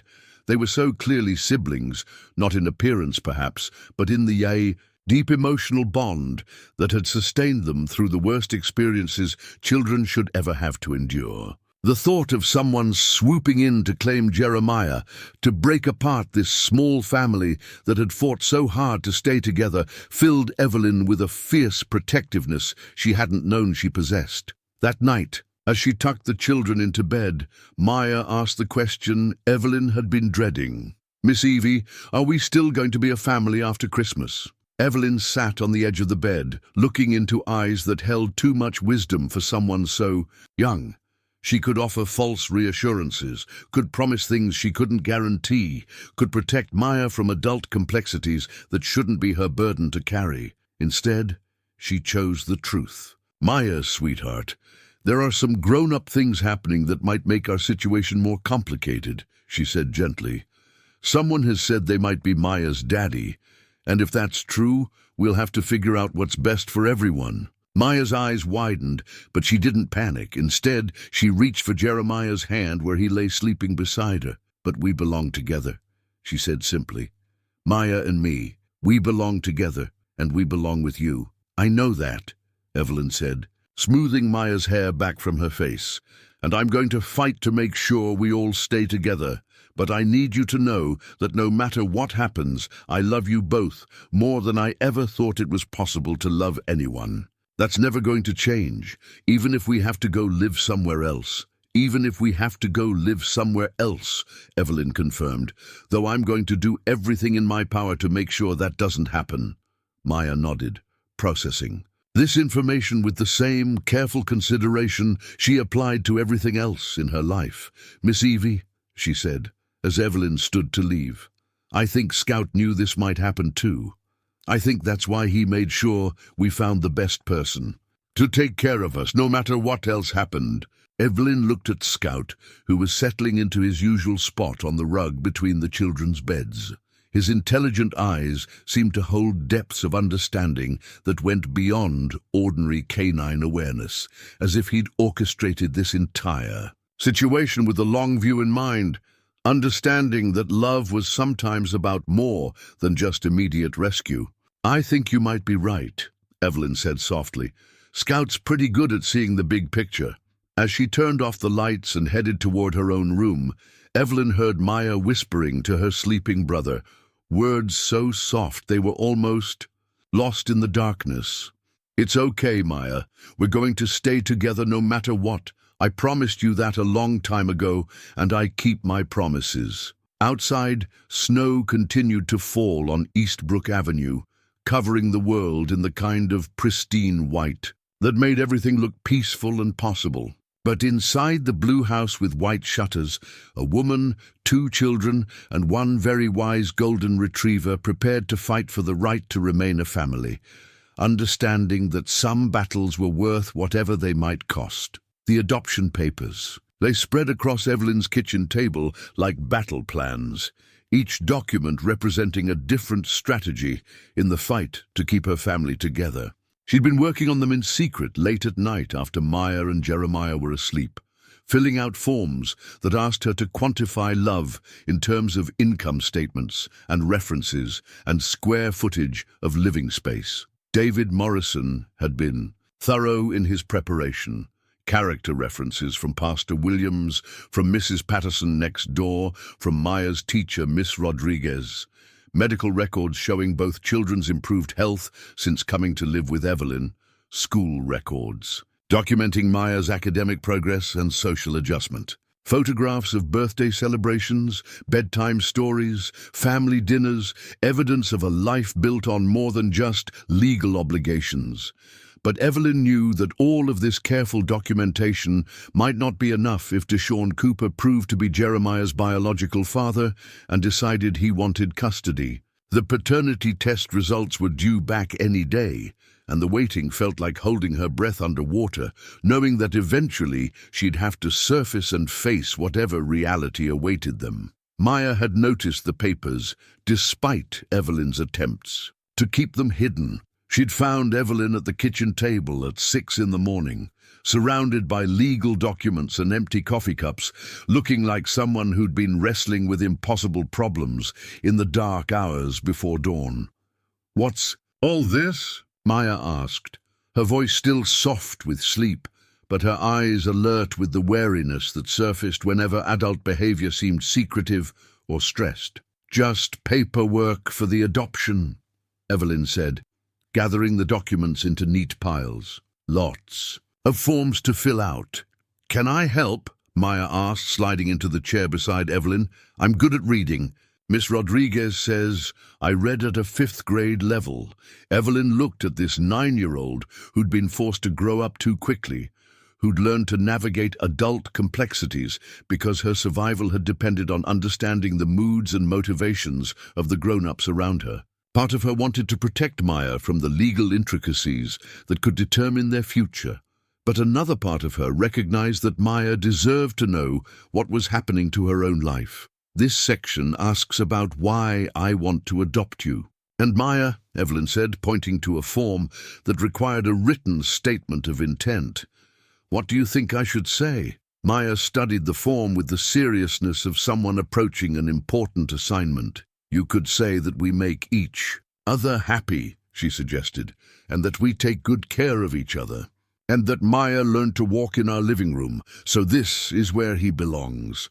"Those are perfect reasons," Evelyn said, making notes in the margins of the form. "What else?" "You could say that Scout chose us," Maya added, "and Scout is really smart about people. If he brought us to you, it's because he knew we belonged together." Evelyn smiled, understanding that Maya was processing her own fears about their future through these suggestions. "I'll definitely include that," she promised. That afternoon brought news that changed everything. Janet Cruz called while Maya was at school and Jeremiah was napping, her voice carrying the careful neutrality of someone who'd learned to deliver difficult information without revealing her own emotions. "The paternity test results are back," Ms. Cruz said. "Deshaun Cooper is confirmed to be Jeremiah's biological father." Evelyn closed her eyes, feeling the world shift beneath her feet. "What happens now?" "He's requesting a meeting with Jeremiah. He says he wants to be part of his son's life, but he's not necessarily asking for full custody. Mrs. Thompson, this could actually work in our favor if he's willing to work with us rather than against us. And if he's not willing, then we go to court and let a judge decide what's in Jeremiah's best interests.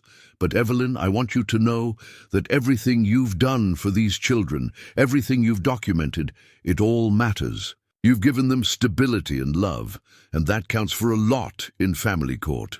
After hanging up, Evelyn went upstairs to check on Jeremiah. He was awake in his crib, playing quietly with the stuffed elephant Evelyn had bought him during their first week together. When he saw her, his face lit up with the kind of pure joy that made her heart ache with love and fear in equal measure. "Mama," he said clearly, reaching for her with chubby arms. The word hit her like a physical blow. Jeremiah had been calling her Mama for the past week, despite Maya's gentle corrections that she was Miss Evie. To him, Evelyn was simply the person who fed him when he was hungry, comforted him when he cried, sang to him before naps, the person who occupied the central role in his small world. How do you explain to a 15-month-old that someone he's never met might have legal rights to disrupt the only family he's ever known? When Maya came home from school that day, she found Evelyn sitting on the living room floor with Jeremiah, both of them surrounded by wooden blocks and picture books. But instead of the usual cheerful chaos of playtime, there was something subdued about the scene, a careful quality to Evelyn's attention, as if she were trying to memorize every moment. "Miss Evie," Maya said, setting her backpack down with the careful precision she used when she sensed adult tension. "Did something happen today?" Evelyn looked at this remarkable child who'd appointed herself the protector of everyone she loved, who'd learned to read situations with the accuracy of someone whose safety had always depended on understanding what adults weren't saying. "Maya, sweetheart, we need to talk about something important," Evelyn said, patting the floor beside her. "Remember how I told you that someone said they might be Maya's daddy?" Maya nodded, her body going still in the way that meant she was preparing for bad news. "Well, it turns out that's true. The man's name is Deshaun Cooper, and he really is Maya's biological father." Maya's eyes widened, but she didn't panic. Instead, she reached for Jeremiah, pulling him into her lap with the protective instincts that had kept them both alive through months of uncertainty. "Does he want to take Maya away?" she asked, her voice steady despite the fear Evelyn could see in her eyes. "I don't know yet," Evelyn said honestly. "He wants to meet Maya, and then we'll have to figure out what's best for everyone." "But what's best is for us to stay together," Maya said firmly. "Maya doesn't even know this man. I'm the one who takes care of him.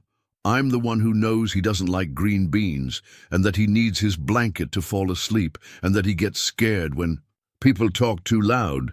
I know that, sweetheart, and any judge who looks at this situation will see how much you and Maya love each other, how well you take care of him, how much he needs you. But judges don't always make the right decisions," Maya said with the bitter wisdom of someone who'd learned not to trust that adults would protect children's best interests. Sometimes they just follow rules, instead of thinking about what's really important. Evelyn's heart broke a little at this evidence of how thoroughly Maya's faith in adult institutions had been shaken. She pulled both children closer, feeling the weight of promises she couldn't guarantee she'd be able to keep. "Maya, I want you to listen to me very carefully," she said. "I am going to fight for our family with everything I have. I'm going to hire the best lawyer I can find. I'm going to document every reason why you and Maya belong together and belong with me. And I'm not going to give up no matter how complicated this gets. Even if it costs a lot of money, even if it costs a lot of money, even if it takes a long time, even if it takes a long time." Maya nodded, processing this information with the same careful consideration she applied to everything else that might affect their small family's survival. "What if—" she started, then stopped, as if the question she wanted to ask was too frightening to voice. "What if what, sweetheart? What if he seems nice, and the judge thinks Maya should live with him instead of us?" It was the question that had been keeping Evelyn awake at night, the possibility that Deshaun Cooper might be a genuinely good man who wanted to provide a loving home for his son, making the legal and moral calculations infinitely more complex. "Then we'll figure out how to make sure you and Maya can still see each other all the time," Evelyn said. "No matter what happens with custody, no one can take away the fact that you're brother and sister. No one can take away how much you love each other." "But it wouldn't be the same," Maya said, tears finally spilling over. "We wouldn't be together every day. I wouldn't be able to take care of him." Evelyn held both children close, understanding that they were all grieving something they hadn't even lost yet. The simple, ordinary certainty of waking up in the same house every morning, of sharing meals and bedtime stories, and the 1,000 small moments that made them a family. That evening, as they went through their usual bedtime routine, baths and pajamas, and the story Maya always read to Jeremiah from his favorite book about the bunny who couldn't sleep, there was an extra tenderness to every interaction, as if they were all trying to store up memories against an uncertain future. Scout seemed to sense the emotional undercurrents in the house. He stayed closer than usual to the children, positioning himself where he could see both of them at all times, his intelligent eyes watchful and alert. "Scout knows something's wrong," Maya observed as she brushed her teeth. "Dogs can sense when their pack is in trouble." "Is that what we are?" Evelyn asked. "A pack? The best kind," Maya said simply. "The kind that protects each other no matter what." As Evelyn tucked them into bed, Maya asked the question that had been building all evening. "When do we meet him? The man who says he's Maya's daddy." "Probably next week," Evelyn said. "Ms. Cruz is arranging a meeting at her office somewhere. Neutral, where everyone can feel comfortable. Will you be there?" "I'll be there," Evelyn promised. "And if you want to come too, we can arrange that. You know Maya better than anyone. If he gets scared or upset, you might be the only one who can comfort him." Maya nodded, already planning how to protect her brother through whatever was coming. "Miss Evie," she said as Evelyn turned off the lights. "Remember how you said that sometimes people love their children but can't take care of them the way they need?"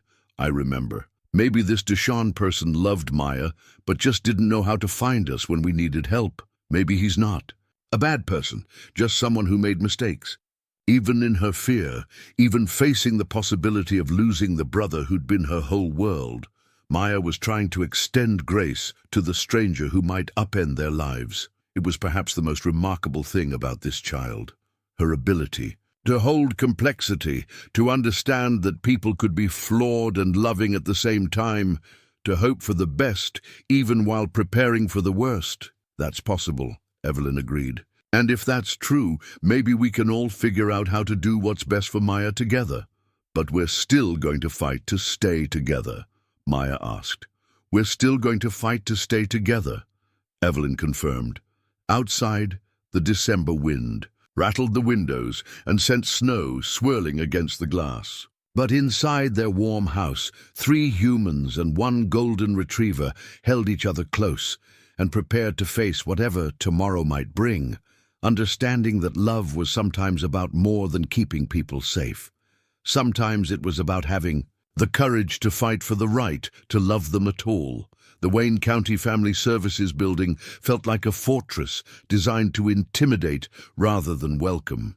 Evelyn held Jeremiah on her hip, while Maya gripped her free hand with the determination of someone who'd learned that letting go of the people you loved could mean losing them forever. Scout had been left at home, but Evelyn could feel his presence. Somehow, the memory of intelligent golden eyes that had brought them together and seemed to understand that some fights were worth everything. The leather collar around Scout's neck had arrived just that morning, a Christmas gift Evelyn had ordered weeks ago, when their future seemed certain and full of promise. Scout Thompson was engraved in elegant script on the nameplate, a declaration of belonging that now felt both precious and precarious. She'd fastened it around his neck before they left for the meeting, needing him to know that regardless of what happened with the legal complications, he would always be part of their family.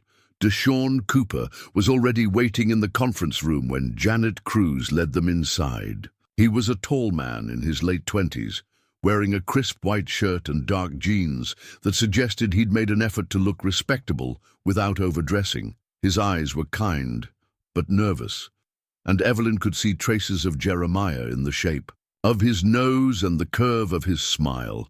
Jeremiah took one look at the stranger and buried his face against Evelyn's shoulder, his small body tensing with the wariness that came from too many unpredictable adults in his short life. "Hello," Deshawn said quietly, his voice carrying a mixture of wonder and uncertainty. "He's gotten so big." "You've met him before?" Evelyn asked, settling into a chair while keeping Jeremiah close. "When he was born," Deshawn said, his eyes never leaving the toddler's face. "Shanice let me come to the hospital. He was so tiny." His voice broke slightly. "I held him for maybe 10 minutes before she told me I had to leave." Maya had positioned herself where she could see everyone in the room, her body language protective and alert. "Why didn't you come back?" she asked with the directness that children use when they need to understand something important. Deshawn looked at her with surprise, as if he hadn't expected to be questioned by someone so young. But Maya's steady gaze demanded an honest answer. "I tried," he said simply. "I called Shanice every week for months, asked if I could see him, offered to help with money or babysitting or whatever she needed. But she kept moving around, changing. Phone numbers. Eventually I lost track of where you all were living. Why didn't you call the police or social services?" Maya pressed, her tone not accusatory but genuinely curious. Deshawn ran a hand over his face, looking older than his years. "I was scared," he admitted. "I was 22 years old, working 2 jobs just to pay my own rent. I didn't think anyone would believe I could take care of a baby. And I was afraid that getting the authorities involved would make things worse for all of you." Janet Cruz leaned forward, her professional demeanor softening slightly. "Mr. Cooper, can you tell us about your current situation, your living arrangements, your employment, your support system?" "I work as a mechanic at Johnson's Auto Repair," Deshawn said, pulling out a folder of documents he'd brought with him. "I've been there for 3 years now, full-time with benefits.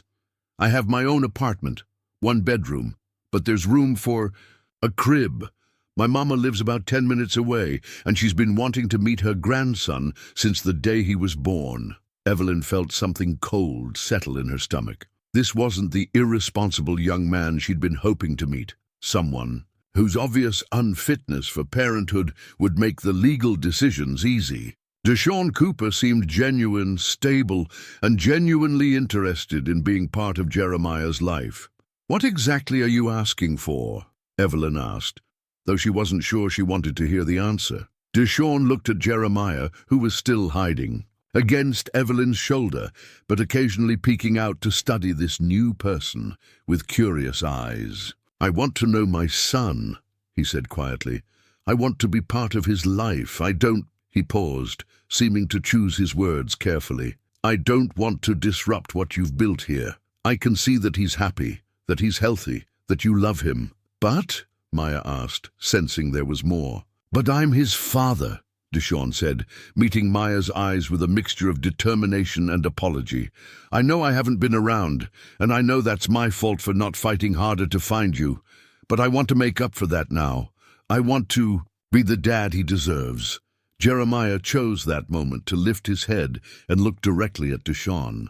The two regarded each other with the serious attention that children and adults use when they're trying to figure each other out. Then Jeremiah smiled. Not his big, delighted grin, but a small, tentative expression that suggested curiosity rather than fear. "Hi there, little man," Deshawn said softly. "I'm Deshawn. I knew you when you were tiny, but you probably don't remember me." "Mama," Jeremiah said clearly, patting Evelyn's chest to make sure she understood that his loyalty was already established. Deshawn's face showed a flicker of something. Hurt, perhaps, or recognition of how much he'd missed. But he managed a smile.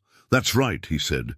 "She's been taking good care of you, hasn't she?" The meeting continued for another hour, with Janet Cruz asking questions about visitation schedules and living arrangements, while Evelyn tried to process the reality that was taking shape around them. Deshawn wasn't demanding immediate full custody, but he was making it clear that he wanted to be a real presence in Jeremiah's life, something that would inevitably change the family dynamic they'd built. "What about Maya?" Evelyn asked, during a lull in the official questioning. "Jeremiah has never been separated from his sister. They've been each other's primary family since he was born." Deshawn looked at Maya with something approaching respect. "I can see how much she loves him," he said, "and I can see how much he depends on her. I wouldn't want to change that. But if you got custody, we wouldn't live in the same house anymore," Maya said, cutting through the polite adult conversation to the heart of what mattered to her. "I wouldn't be able to take care of him every day." "Maybe we could work something out," Deshawn said carefully. "Maybe there's a way for everyone to be part of his life." "Like what?" Maya asked, her skepticism evident. Deshawn looked around the room, clearly understanding that he was proposing something that had no legal precedent, but might be the only solution that served everyone's best interests. "Maybe I could start with visits," he said slowly. Get to know him. Let him get to know me. And maybe, he looked directly at Evelyn, maybe you and I could figure out how to co-parent in a way that keeps his sister as the most important person in his world. Co-parent? Evelyn repeated, the word feeling foreign in her mouth. Joint custody, Janet Cruz translated. It's not uncommon in situations where the child has strong bonds with multiple adults. The court would establish a schedule that serves Jeremiah's best interests, while recognizing both your role as his primary caregiver and Mr. Cooper's rights as his biological father. Maya was quiet for a long moment, processing this information. With the careful attention she gave to anything that might affect their family's stability. Would I still get to see him every day? She asked. We'd work something out, Deshawn said. I promise you that. Adults promise things all the time, Maya said with the bitter wisdom of someone who'd been disappointed too many times to trust. Easily. But promises don't always get kept. Deshawn leaned forward in his chair, meeting Maya's eyes with the seriousness her skepticism deserved. You're right, he said simply. Adults do break promises, and I can't prove to you that I won't. But Maya, can I call you Maya? I can tell you that keeping my word to you is going to be just as important as keeping my word to Jeremiah, because I can see that he needs you just as much as he might need me. As they prepared to leave, Janet Cruz pulled Evelyn aside for a private conversation. How are you feeling about all this? She asked. Evelyn looked through the conference room window at Maya and Jeremiah, who were sitting together on a bench in the hallway, while Deshawn kept a respectful distance. Terrified, she admitted, and guilty for being terrified because he seems like a good man who genuinely wants to do right by his son. The situation is complicated, Janet agreed. But Mrs. Thompson, what you've given these children, the stability and love you've provided, that doesn't disappear just because their legal situation gets more complex. No matter what the courts decide, you'll always be the person who saved them when they needed saving most. As they walked to the parking lot, Maya slipped her hand into Evelyn's and asked the question that had been building throughout the meeting. Are we still going to be a family? Evelyn squeezed her hand, understanding that this question was about more than just living arrangements. It was about identity, about belonging, about whether love could survive the complications adults created. We're always going to be a family, sweetheart, she said. No matter what else happens, no matter who else becomes part of Maya's life, we're always going to be family. Promise? Maya asked, using the word that had become both precious and dangerous in her young life. Promise, Evelyn said, meaning it with every fiber of her being, even though she couldn't control all the forces that might test that promise in the days to come. Behind them, Deshawn Cooper stood in the parking lot, watching as the woman and little girl who'd been caring for his son buckled Jeremiah into a car seat with the practiced efficiency of people who loved him deeply. Tomorrow would bring lawyers and court hearings and decisions that would reshape all their lives. But today, in this moment, he was simply a father, learning that loving a child sometimes meant sharing that love with people who'd earned the right to be called family. The gavel in Judge Patricia Martinez's hand seemed to carry the weight of all their futures. She was a woman in her 50s, with graying hair, and the kind of patient eyes that suggested she'd presided over hundreds of custody cases, each one representing children whose lives hung in the balance of adult decisions and legal precedents. The courtroom felt cavernous and cold, designed for formal proceedings rather than intimate family disputes. Evelyn sat at a table with David Morrison, her hands folded carefully in her lap to keep them from shaking. Across the aisle, Deshawn Cooper sat with his own attorney, a young woman who'd coached him on courtroom etiquette, but couldn't disguise his obvious nervousness. Maya was in the hallway with a social worker, technically too young to testify, but old enough to have her wishes considered by the court. Jeremiah was at Evelyn's neighbor's house, blissfully unaware that his future was being decided by strangers in a room he'd never seen. This case, Judge Martinez said, looking over her reading glasses at the assembled parties, is about determining What's in the best interest of Jeremiah Williams, a 15-month-old child who has been in the care of Mrs. Evelyn Thompson for approximately 6 weeks. She shuffled through the papers before her, character references, financial statements, home study reports, and photographs of birthday parties and bedtime stories that attempted to quantify love in terms the legal system could understand. "Mr. Cooper," she continued, "you're seeking to establish paternity and requesting joint custody of your biological son. Mrs. Thompson, you're seeking to adopt both Jeremiah and his sister Maya, with the goal of keeping the siblings together in a stable home environment." Both attorneys had presented their cases over the past 2 hours. Deshawn's lawyer had emphasized his parental rights, his stable employment, his family support system, and his genuine desire to be part of his son's life. David Morrison had focused on Evelyn's role as a rescue figure, the children's obvious thriving in her care, and the psychological harm that might result from separating siblings who'd been each other's primary family. The gavel in Judge Patricia Martinez's hand seemed to carry the weight of all their futures. She was a woman in her 50s, with graying hair, and the kind of patient eyes that suggested she'd presided over hundreds of custody cases, each one representing children whose lives hung in the balance of adult decisions and legal precedents. The courtroom felt cavernous and cold, designed for formal proceedings rather than intimate family disputes. Evelyn sat at a table with David Morrison, her hands folded carefully in her lap to keep them from shaking. Across the aisle, Deshawn Cooper sat with his own attorney, a young woman who'd coached him on courtroom etiquette, but couldn't disguise his obvious nervousness. Maya was in the hallway with a social worker, technically too young to testify, but old enough to have her wishes considered by the court. Jeremiah was at Evelyn's neighbor's house, blissfully unaware that his future was being decided by strangers in a room he'd never seen. "This case," Judge Martinez said, looking over her reading glasses at the assembled parties, "is about determining what's in the best interest of Jeremiah Williams, a 15-month-old child who has been in the care of Mrs. Evelyn Thompson for approximately 6 weeks." She shuffled through the papers before her, character references, financial statements, home study reports, and photographs of birthday parties and bedtime stories that attempted to quantify love in terms the legal system could understand. "Mr. Cooper," she continued, "you're seeking to establish paternity and requesting joint custody of your biological son. Mrs. Thompson, you're seeking to adopt both Jeremiah and his sister Maya, with the goal of keeping the siblings together in a stable home environment."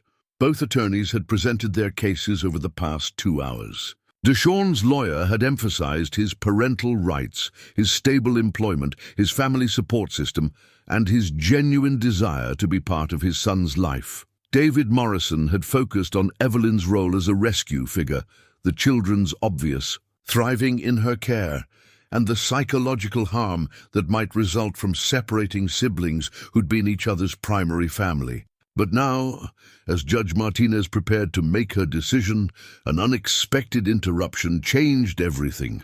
The courtroom doors opened with a bang that echoed through the formal space, and Shanice Williams walked in like a woman who owned the world and was prepared to reclaim what belonged to her. She was thinner than Evelyn remembered from the photographs Maya had shown her, her clothes expensive but ill-fitting, her movements carrying the restless energy of someone who'd been living on adrenaline and poor choices for too long. "Your Honor," she said loudly, ignoring the bailiff who moved to intercept her, "I'm the mother of these children, and I demand to know why nobody thought to tell me about this hearing." Judge Martinez's expression shifted from patient professionalism to sharp attention. "Ma'am, you need to check in with the bailiff, and I'm Shanice Williams," she said, producing a worn driver's license from her purse. "Jeremiah and Maya are my children, and I want them back." The courtroom fell silent, except for the scratching of the court reporter's fingers across her keyboard. Evelyn felt the blood drain from her face, understanding immediately that everything they'd fought for Everything they'd built was about to be tested in ways none of them had prepared for. "Ms. Williams," Judge Martinez said carefully, "according to the records I have here, you abandoned these children approximately 7 weeks ago. Where have you been?" Shanice's chin lifted defiantly. "I didn't abandon anybody. I went to Chicago. To get clean, to get my life together so I could come back and be a better mother. And now I find out that some stranger is trying to steal my babies and that their father—" She whirled to face Deshawn with fury blazing in her eyes. "Their father, who couldn't be bothered to help when I was struggling, suddenly wants to play daddy now that someone else has done the hard work." Deshawn started to speak, but Shanice cut him off. "Don't you say a word to me," she snapped. "Where were you when I was living in my car? Where were you when Maya was digging through garbage cans to feed her baby brother? Where were you when I was choosing between buying diapers and paying for a place to sleep?" The raw pain in her voice silenced the courtroom. It was a woman who'd made terrible choices, but whose love for her children was as real as her inability to care for them properly. Judge Martinez called for order, but before she could restore calm, another disruption occurred that no one could have anticipated. Scout appeared in the doorway. The golden retriever moved through the courtroom with purposeful dignity, ignoring the bailiff's attempts to stop him, walking directly to where Maya sat in the hallway. Through the open doors, everyone could see him settle beside her chair, his body language protective and calm. "Whose dog is that?" Judge Martinez asked, her judicial composure cracking slightly. "He's ours," Evelyn said quietly. "He's the one who brought Maya and Jeremiah to my house that first night. He led them to safety." Shanice stared at Scout through the doorway, her defiance wavering as she took in the scene. Her daughter sitting beside a golden dog who was clearly devoted to her, in a courthouse where adults were fighting over the children she'd left behind. "Maya," Shanice called, her voice smaller now, uncertain. Maya looked up at the sound of her mother's voice, and Evelyn saw the complex emotions that crossed the child's face. Joy, anger, relief, and fear all warring with each other in the space of a heartbeat. "Mama," Maya stood slowly, as if she couldn't quite believe what she was seeing. "You came back." "Of course I came back, baby girl. Mama always comes back." But Maya didn't run to her mother the way Shanice had obviously expected. Instead, she looked back at Scout, who remained calmly at her side, then toward the courtroom where Evelyn sat with tears streaming down her face. "I know you always come back, Mama," Maya said, with the careful precision of someone choosing their words very carefully. "But you also always leave again." The simple statement carried more power than any legal argument presented that day. It was the truth of a 9-year-old who'd learned that love and reliability weren't the same thing, that good intentions didn't always translate into sustained care. Judge Martinez stood, her gavel poised but unused. "I'm calling a recess," she said. "Ms. Williams, you'll need to be represented by counsel before we can proceed. Mr. Cooper, Mrs. Thompson, I want all parties back here tomorrow morning at 9 a.m. with their attorneys. And I want a full psychological evaluation of all the adults involved before I make any custody determinations." As the courtroom began to empty, Shanice approached Evelyn with the kind of desperate dignity that comes from knowing you're asking for something you haven't earned. "Are they okay?" she asked quietly. "Are my babies okay?" Evelyn looked at this woman who'd given birth to the children she'd come to love as her own, understanding that the enemy she'd been preparing to face was just another broken person trying to figure out how to love properly. "They're more than okay," Evelyn said.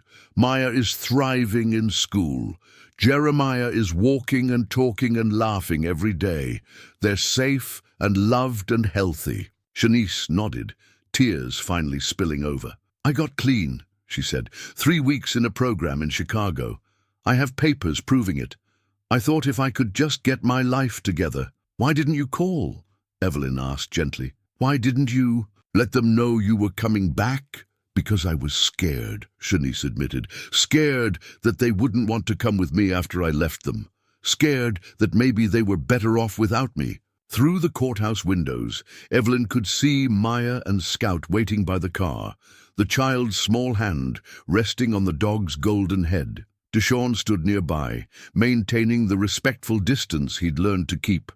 But his eyes never left the little boy he was just beginning to know. "Shanice," Evelyn said, surprising herself with the gentleness in her voice. "What if we all figured out how to do this together? What if we all worked together to give Maya and Jeremiah the family they deserve? All the adults who love them. Cooperating instead of fighting?" Shanice looked at her with the wariness of someone who'd learned not to trust in solutions that seemed too good to be true. "You'd want that?" she asked. "After I left them with you, I want what's best for them," Evelyn said simply.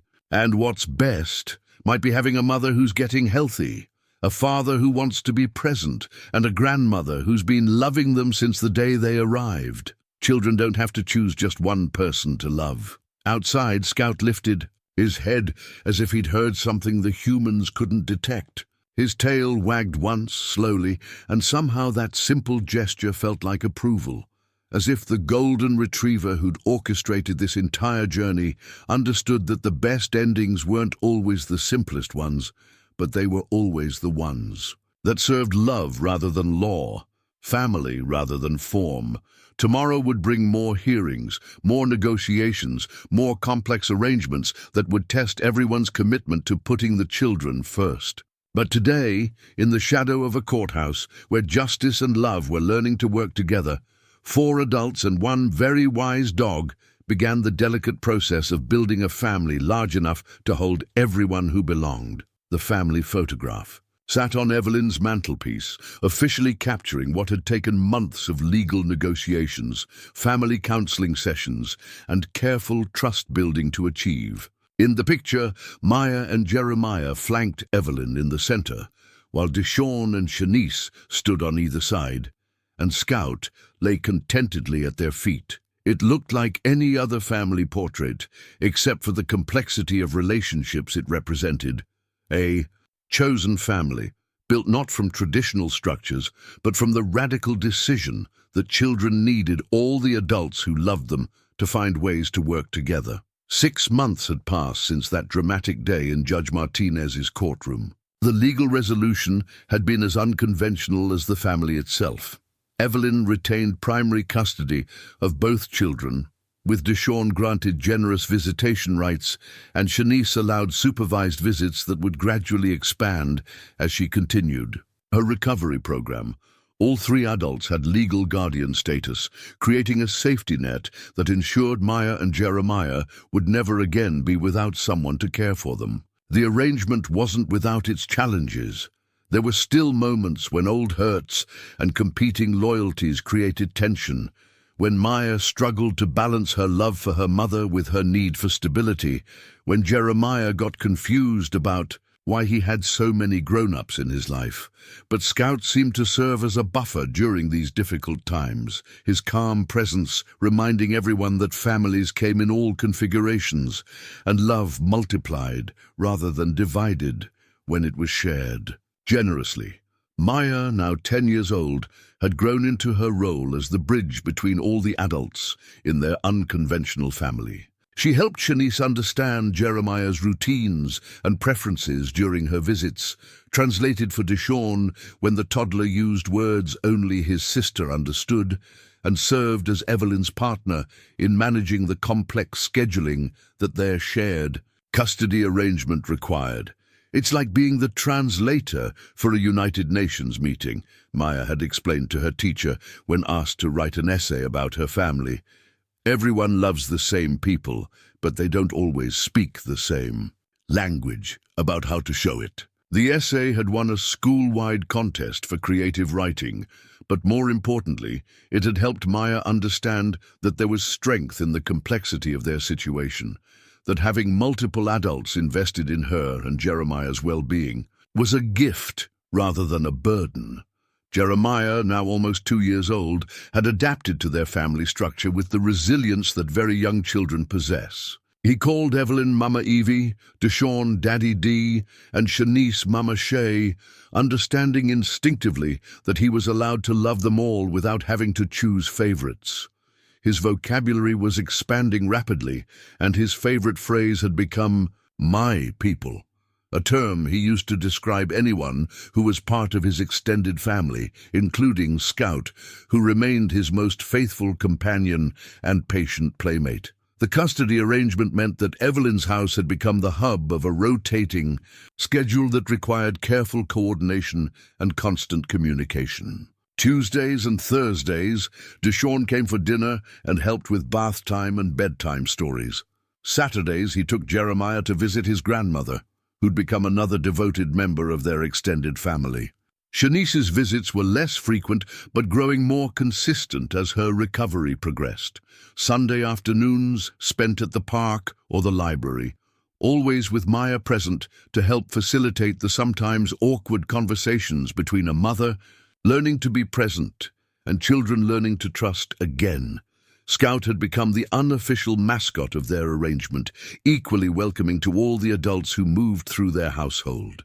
He seemed to understand that his original mission, bringing Maya and Jeremiah to safety, had evolved into something larger, maintaining the peace that allowed this complicated family to function. During visits, he positioned himself where he could see everyone, his tail wagging when conversations went well, his body language subtly protective when tensions rose. The golden retriever had also become something of a neighborhood celebrity. Word had spread about the dog who'd led 2 homeless children to safety, and Scout now wore his Scout Thompson collar with the dignity of someone who understood his own importance in their family's origin story. Children at Maya's school often asked to meet the dog who saved your family, and Maya had learned to tell their story with the pride of someone who understood that miracles sometimes wore fur coats and wagged tails. Evelyn had surprised herself by how naturally she'd adapted to sharing the children she'd come to think of as her own. The fear she'd felt initially that loving Maya and Jeremiah less would be required if she had to love them alongside their biological parents had proven unfounded. Instead, she'd discovered that love was indeed something that multiplied rather than divided, and that being part of a team committed to the children's well-being felt better than carrying the responsibility alone. The house on Eastbrook Avenue had been modified to accommodate their complex family structure. Deshawn had helped install a swing set in the backyard, using skills he'd learned as a mechanic to create something beautiful and sturdy that would last for years. Shanice had contributed by teaching Maya to braid friendship bracelets, a skill she'd learned during her recovery program, and that had become a bonding activity for mother and daughter. Evelyn had created photo albums for each child, documenting their growth and the evolution of their family with the attention to detail that ensured no important moment would be forgotten. The most significant change, though, was in Maya herself. The hypervigilance that had characterized her early months with Evelyn, the constant scanning for threats, the reluctance to trust that good things could last, had gradually been replaced by the kind of relaxed confidence that came from knowing multiple adults were invested in her security. She still carried more responsibility than most children her age, still served as Jeremiah's primary interpreter and advocate, but she'd also learned to be a child in ways she'd never been allowed before. Her friendship with Keisha had deepened, and she now regularly invited friends over for playdates that included elaborate tea parties, supervised by Scout, and cooking lessons from whichever adult happened to be available. She joined the school choir, discovered a talent for mathematics that her teacher said might lead to college scholarships, and started a neighborhood program where she and other children left food and water for stray animals, paying forward the kindness that had saved her own family. "I want other animals to be like Scout," she'd explained to Evelyn when she'd proposed the program. "I want them to know that some humans are safe, so maybe they can help other kids who need help." The program had grown beyond Maya's initial vision, becoming a community effort that had resulted in several pet adoptions and increased awareness about homeless families. Maya had been interviewed by the local newspaper, her photograph appearing alongside Scout as they posed with some of the families who'd been helped by their program. But perhaps the most remarkable change was in the relationship between Shanice and Evelyn. What had started as a wary truce born from necessity had evolved into something approaching friendship. Two women who'd learned that loving the same children could be a bridge rather than a battlefield. They talked regularly now, sharing concerns about Maya's social development and Jeremiah's stubborn refusal to give up his bottle, coordinating schedules and comparing notes about what worked best for each child. "I used to be so angry at you," Shanice had admitted during one of their weekly phone calls. "Not because you did anything wrong, but because you were able to do everything I couldn't. You gave them stability and safety, and all the things I wanted to give them, but didn't know how. You gave them love," Evelyn had replied, "and you gave them each other. Without you, there would be no Maya and Jeremiah to love." It was during one of these conversations that they'd begun planning a celebration that would mark the first anniversary of Scout's rescue mission.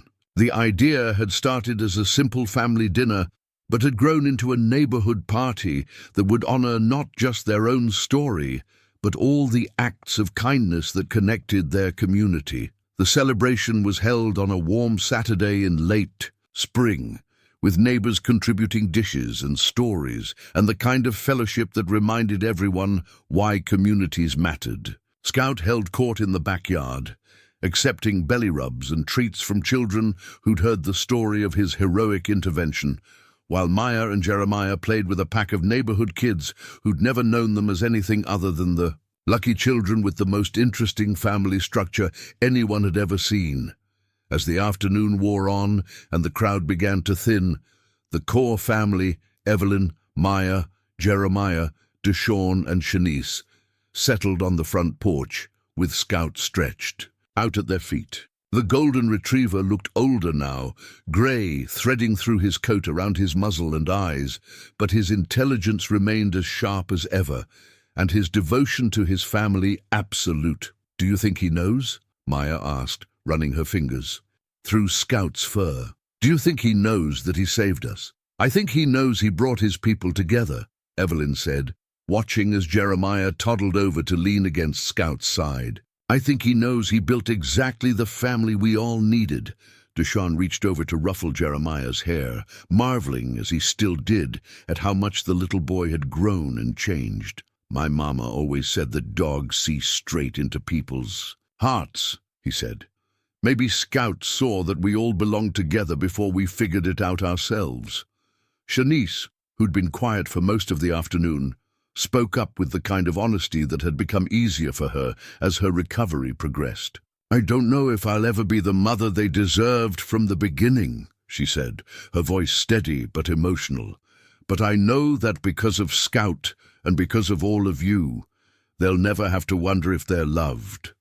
They'll never have to take care of themselves the way I made Maya take care of things when she was too little to carry that weight." Maya looked up from where she'd been braiding dandelions into a crown for Scout's head. "Mama Shay, you're the mother we have now," she said simply, "and now is what matters." It was, perhaps, the wisest thing anyone had said all day. Now was what mattered, not the mistakes that had brought them together, not the uncertain future that lay ahead, but the present moment when 5 humans and 1 golden retriever sat together on a front porch and understood that family was something you built rather than something you were born into. As the sun set over Eastbrook Avenue, painting the sky in shades of pink and gold that matched Scout's coat, Maya made an observation that captured the essence of everything they'd learned. "You know what's funny?" she said, looking at the adults who'd learned to love her and Jeremiah, together rather than in competition with each other. "When Scout first found us, I thought he was just bringing us to food, but really, he was bringing us home." Scout lifted his head at the sound of his name, his tail thumping gently against the porch boards. His golden eyes held the same intelligence that had seen 2 desperate children and known exactly who they needed to meet. The same wisdom that had understood family came in configurations that couldn't be planned or predicted, only lived and loved into existence. The dog, who'd been a stray himself, had somehow known that the best way to find a home was to help others find theirs first. And in the warm glow of a spring evening, surrounded by the people he'd brought together through one simple act of courage and compassion, Scout Thompson settled into a contented doze, his job complete and his family exactly where they all belonged.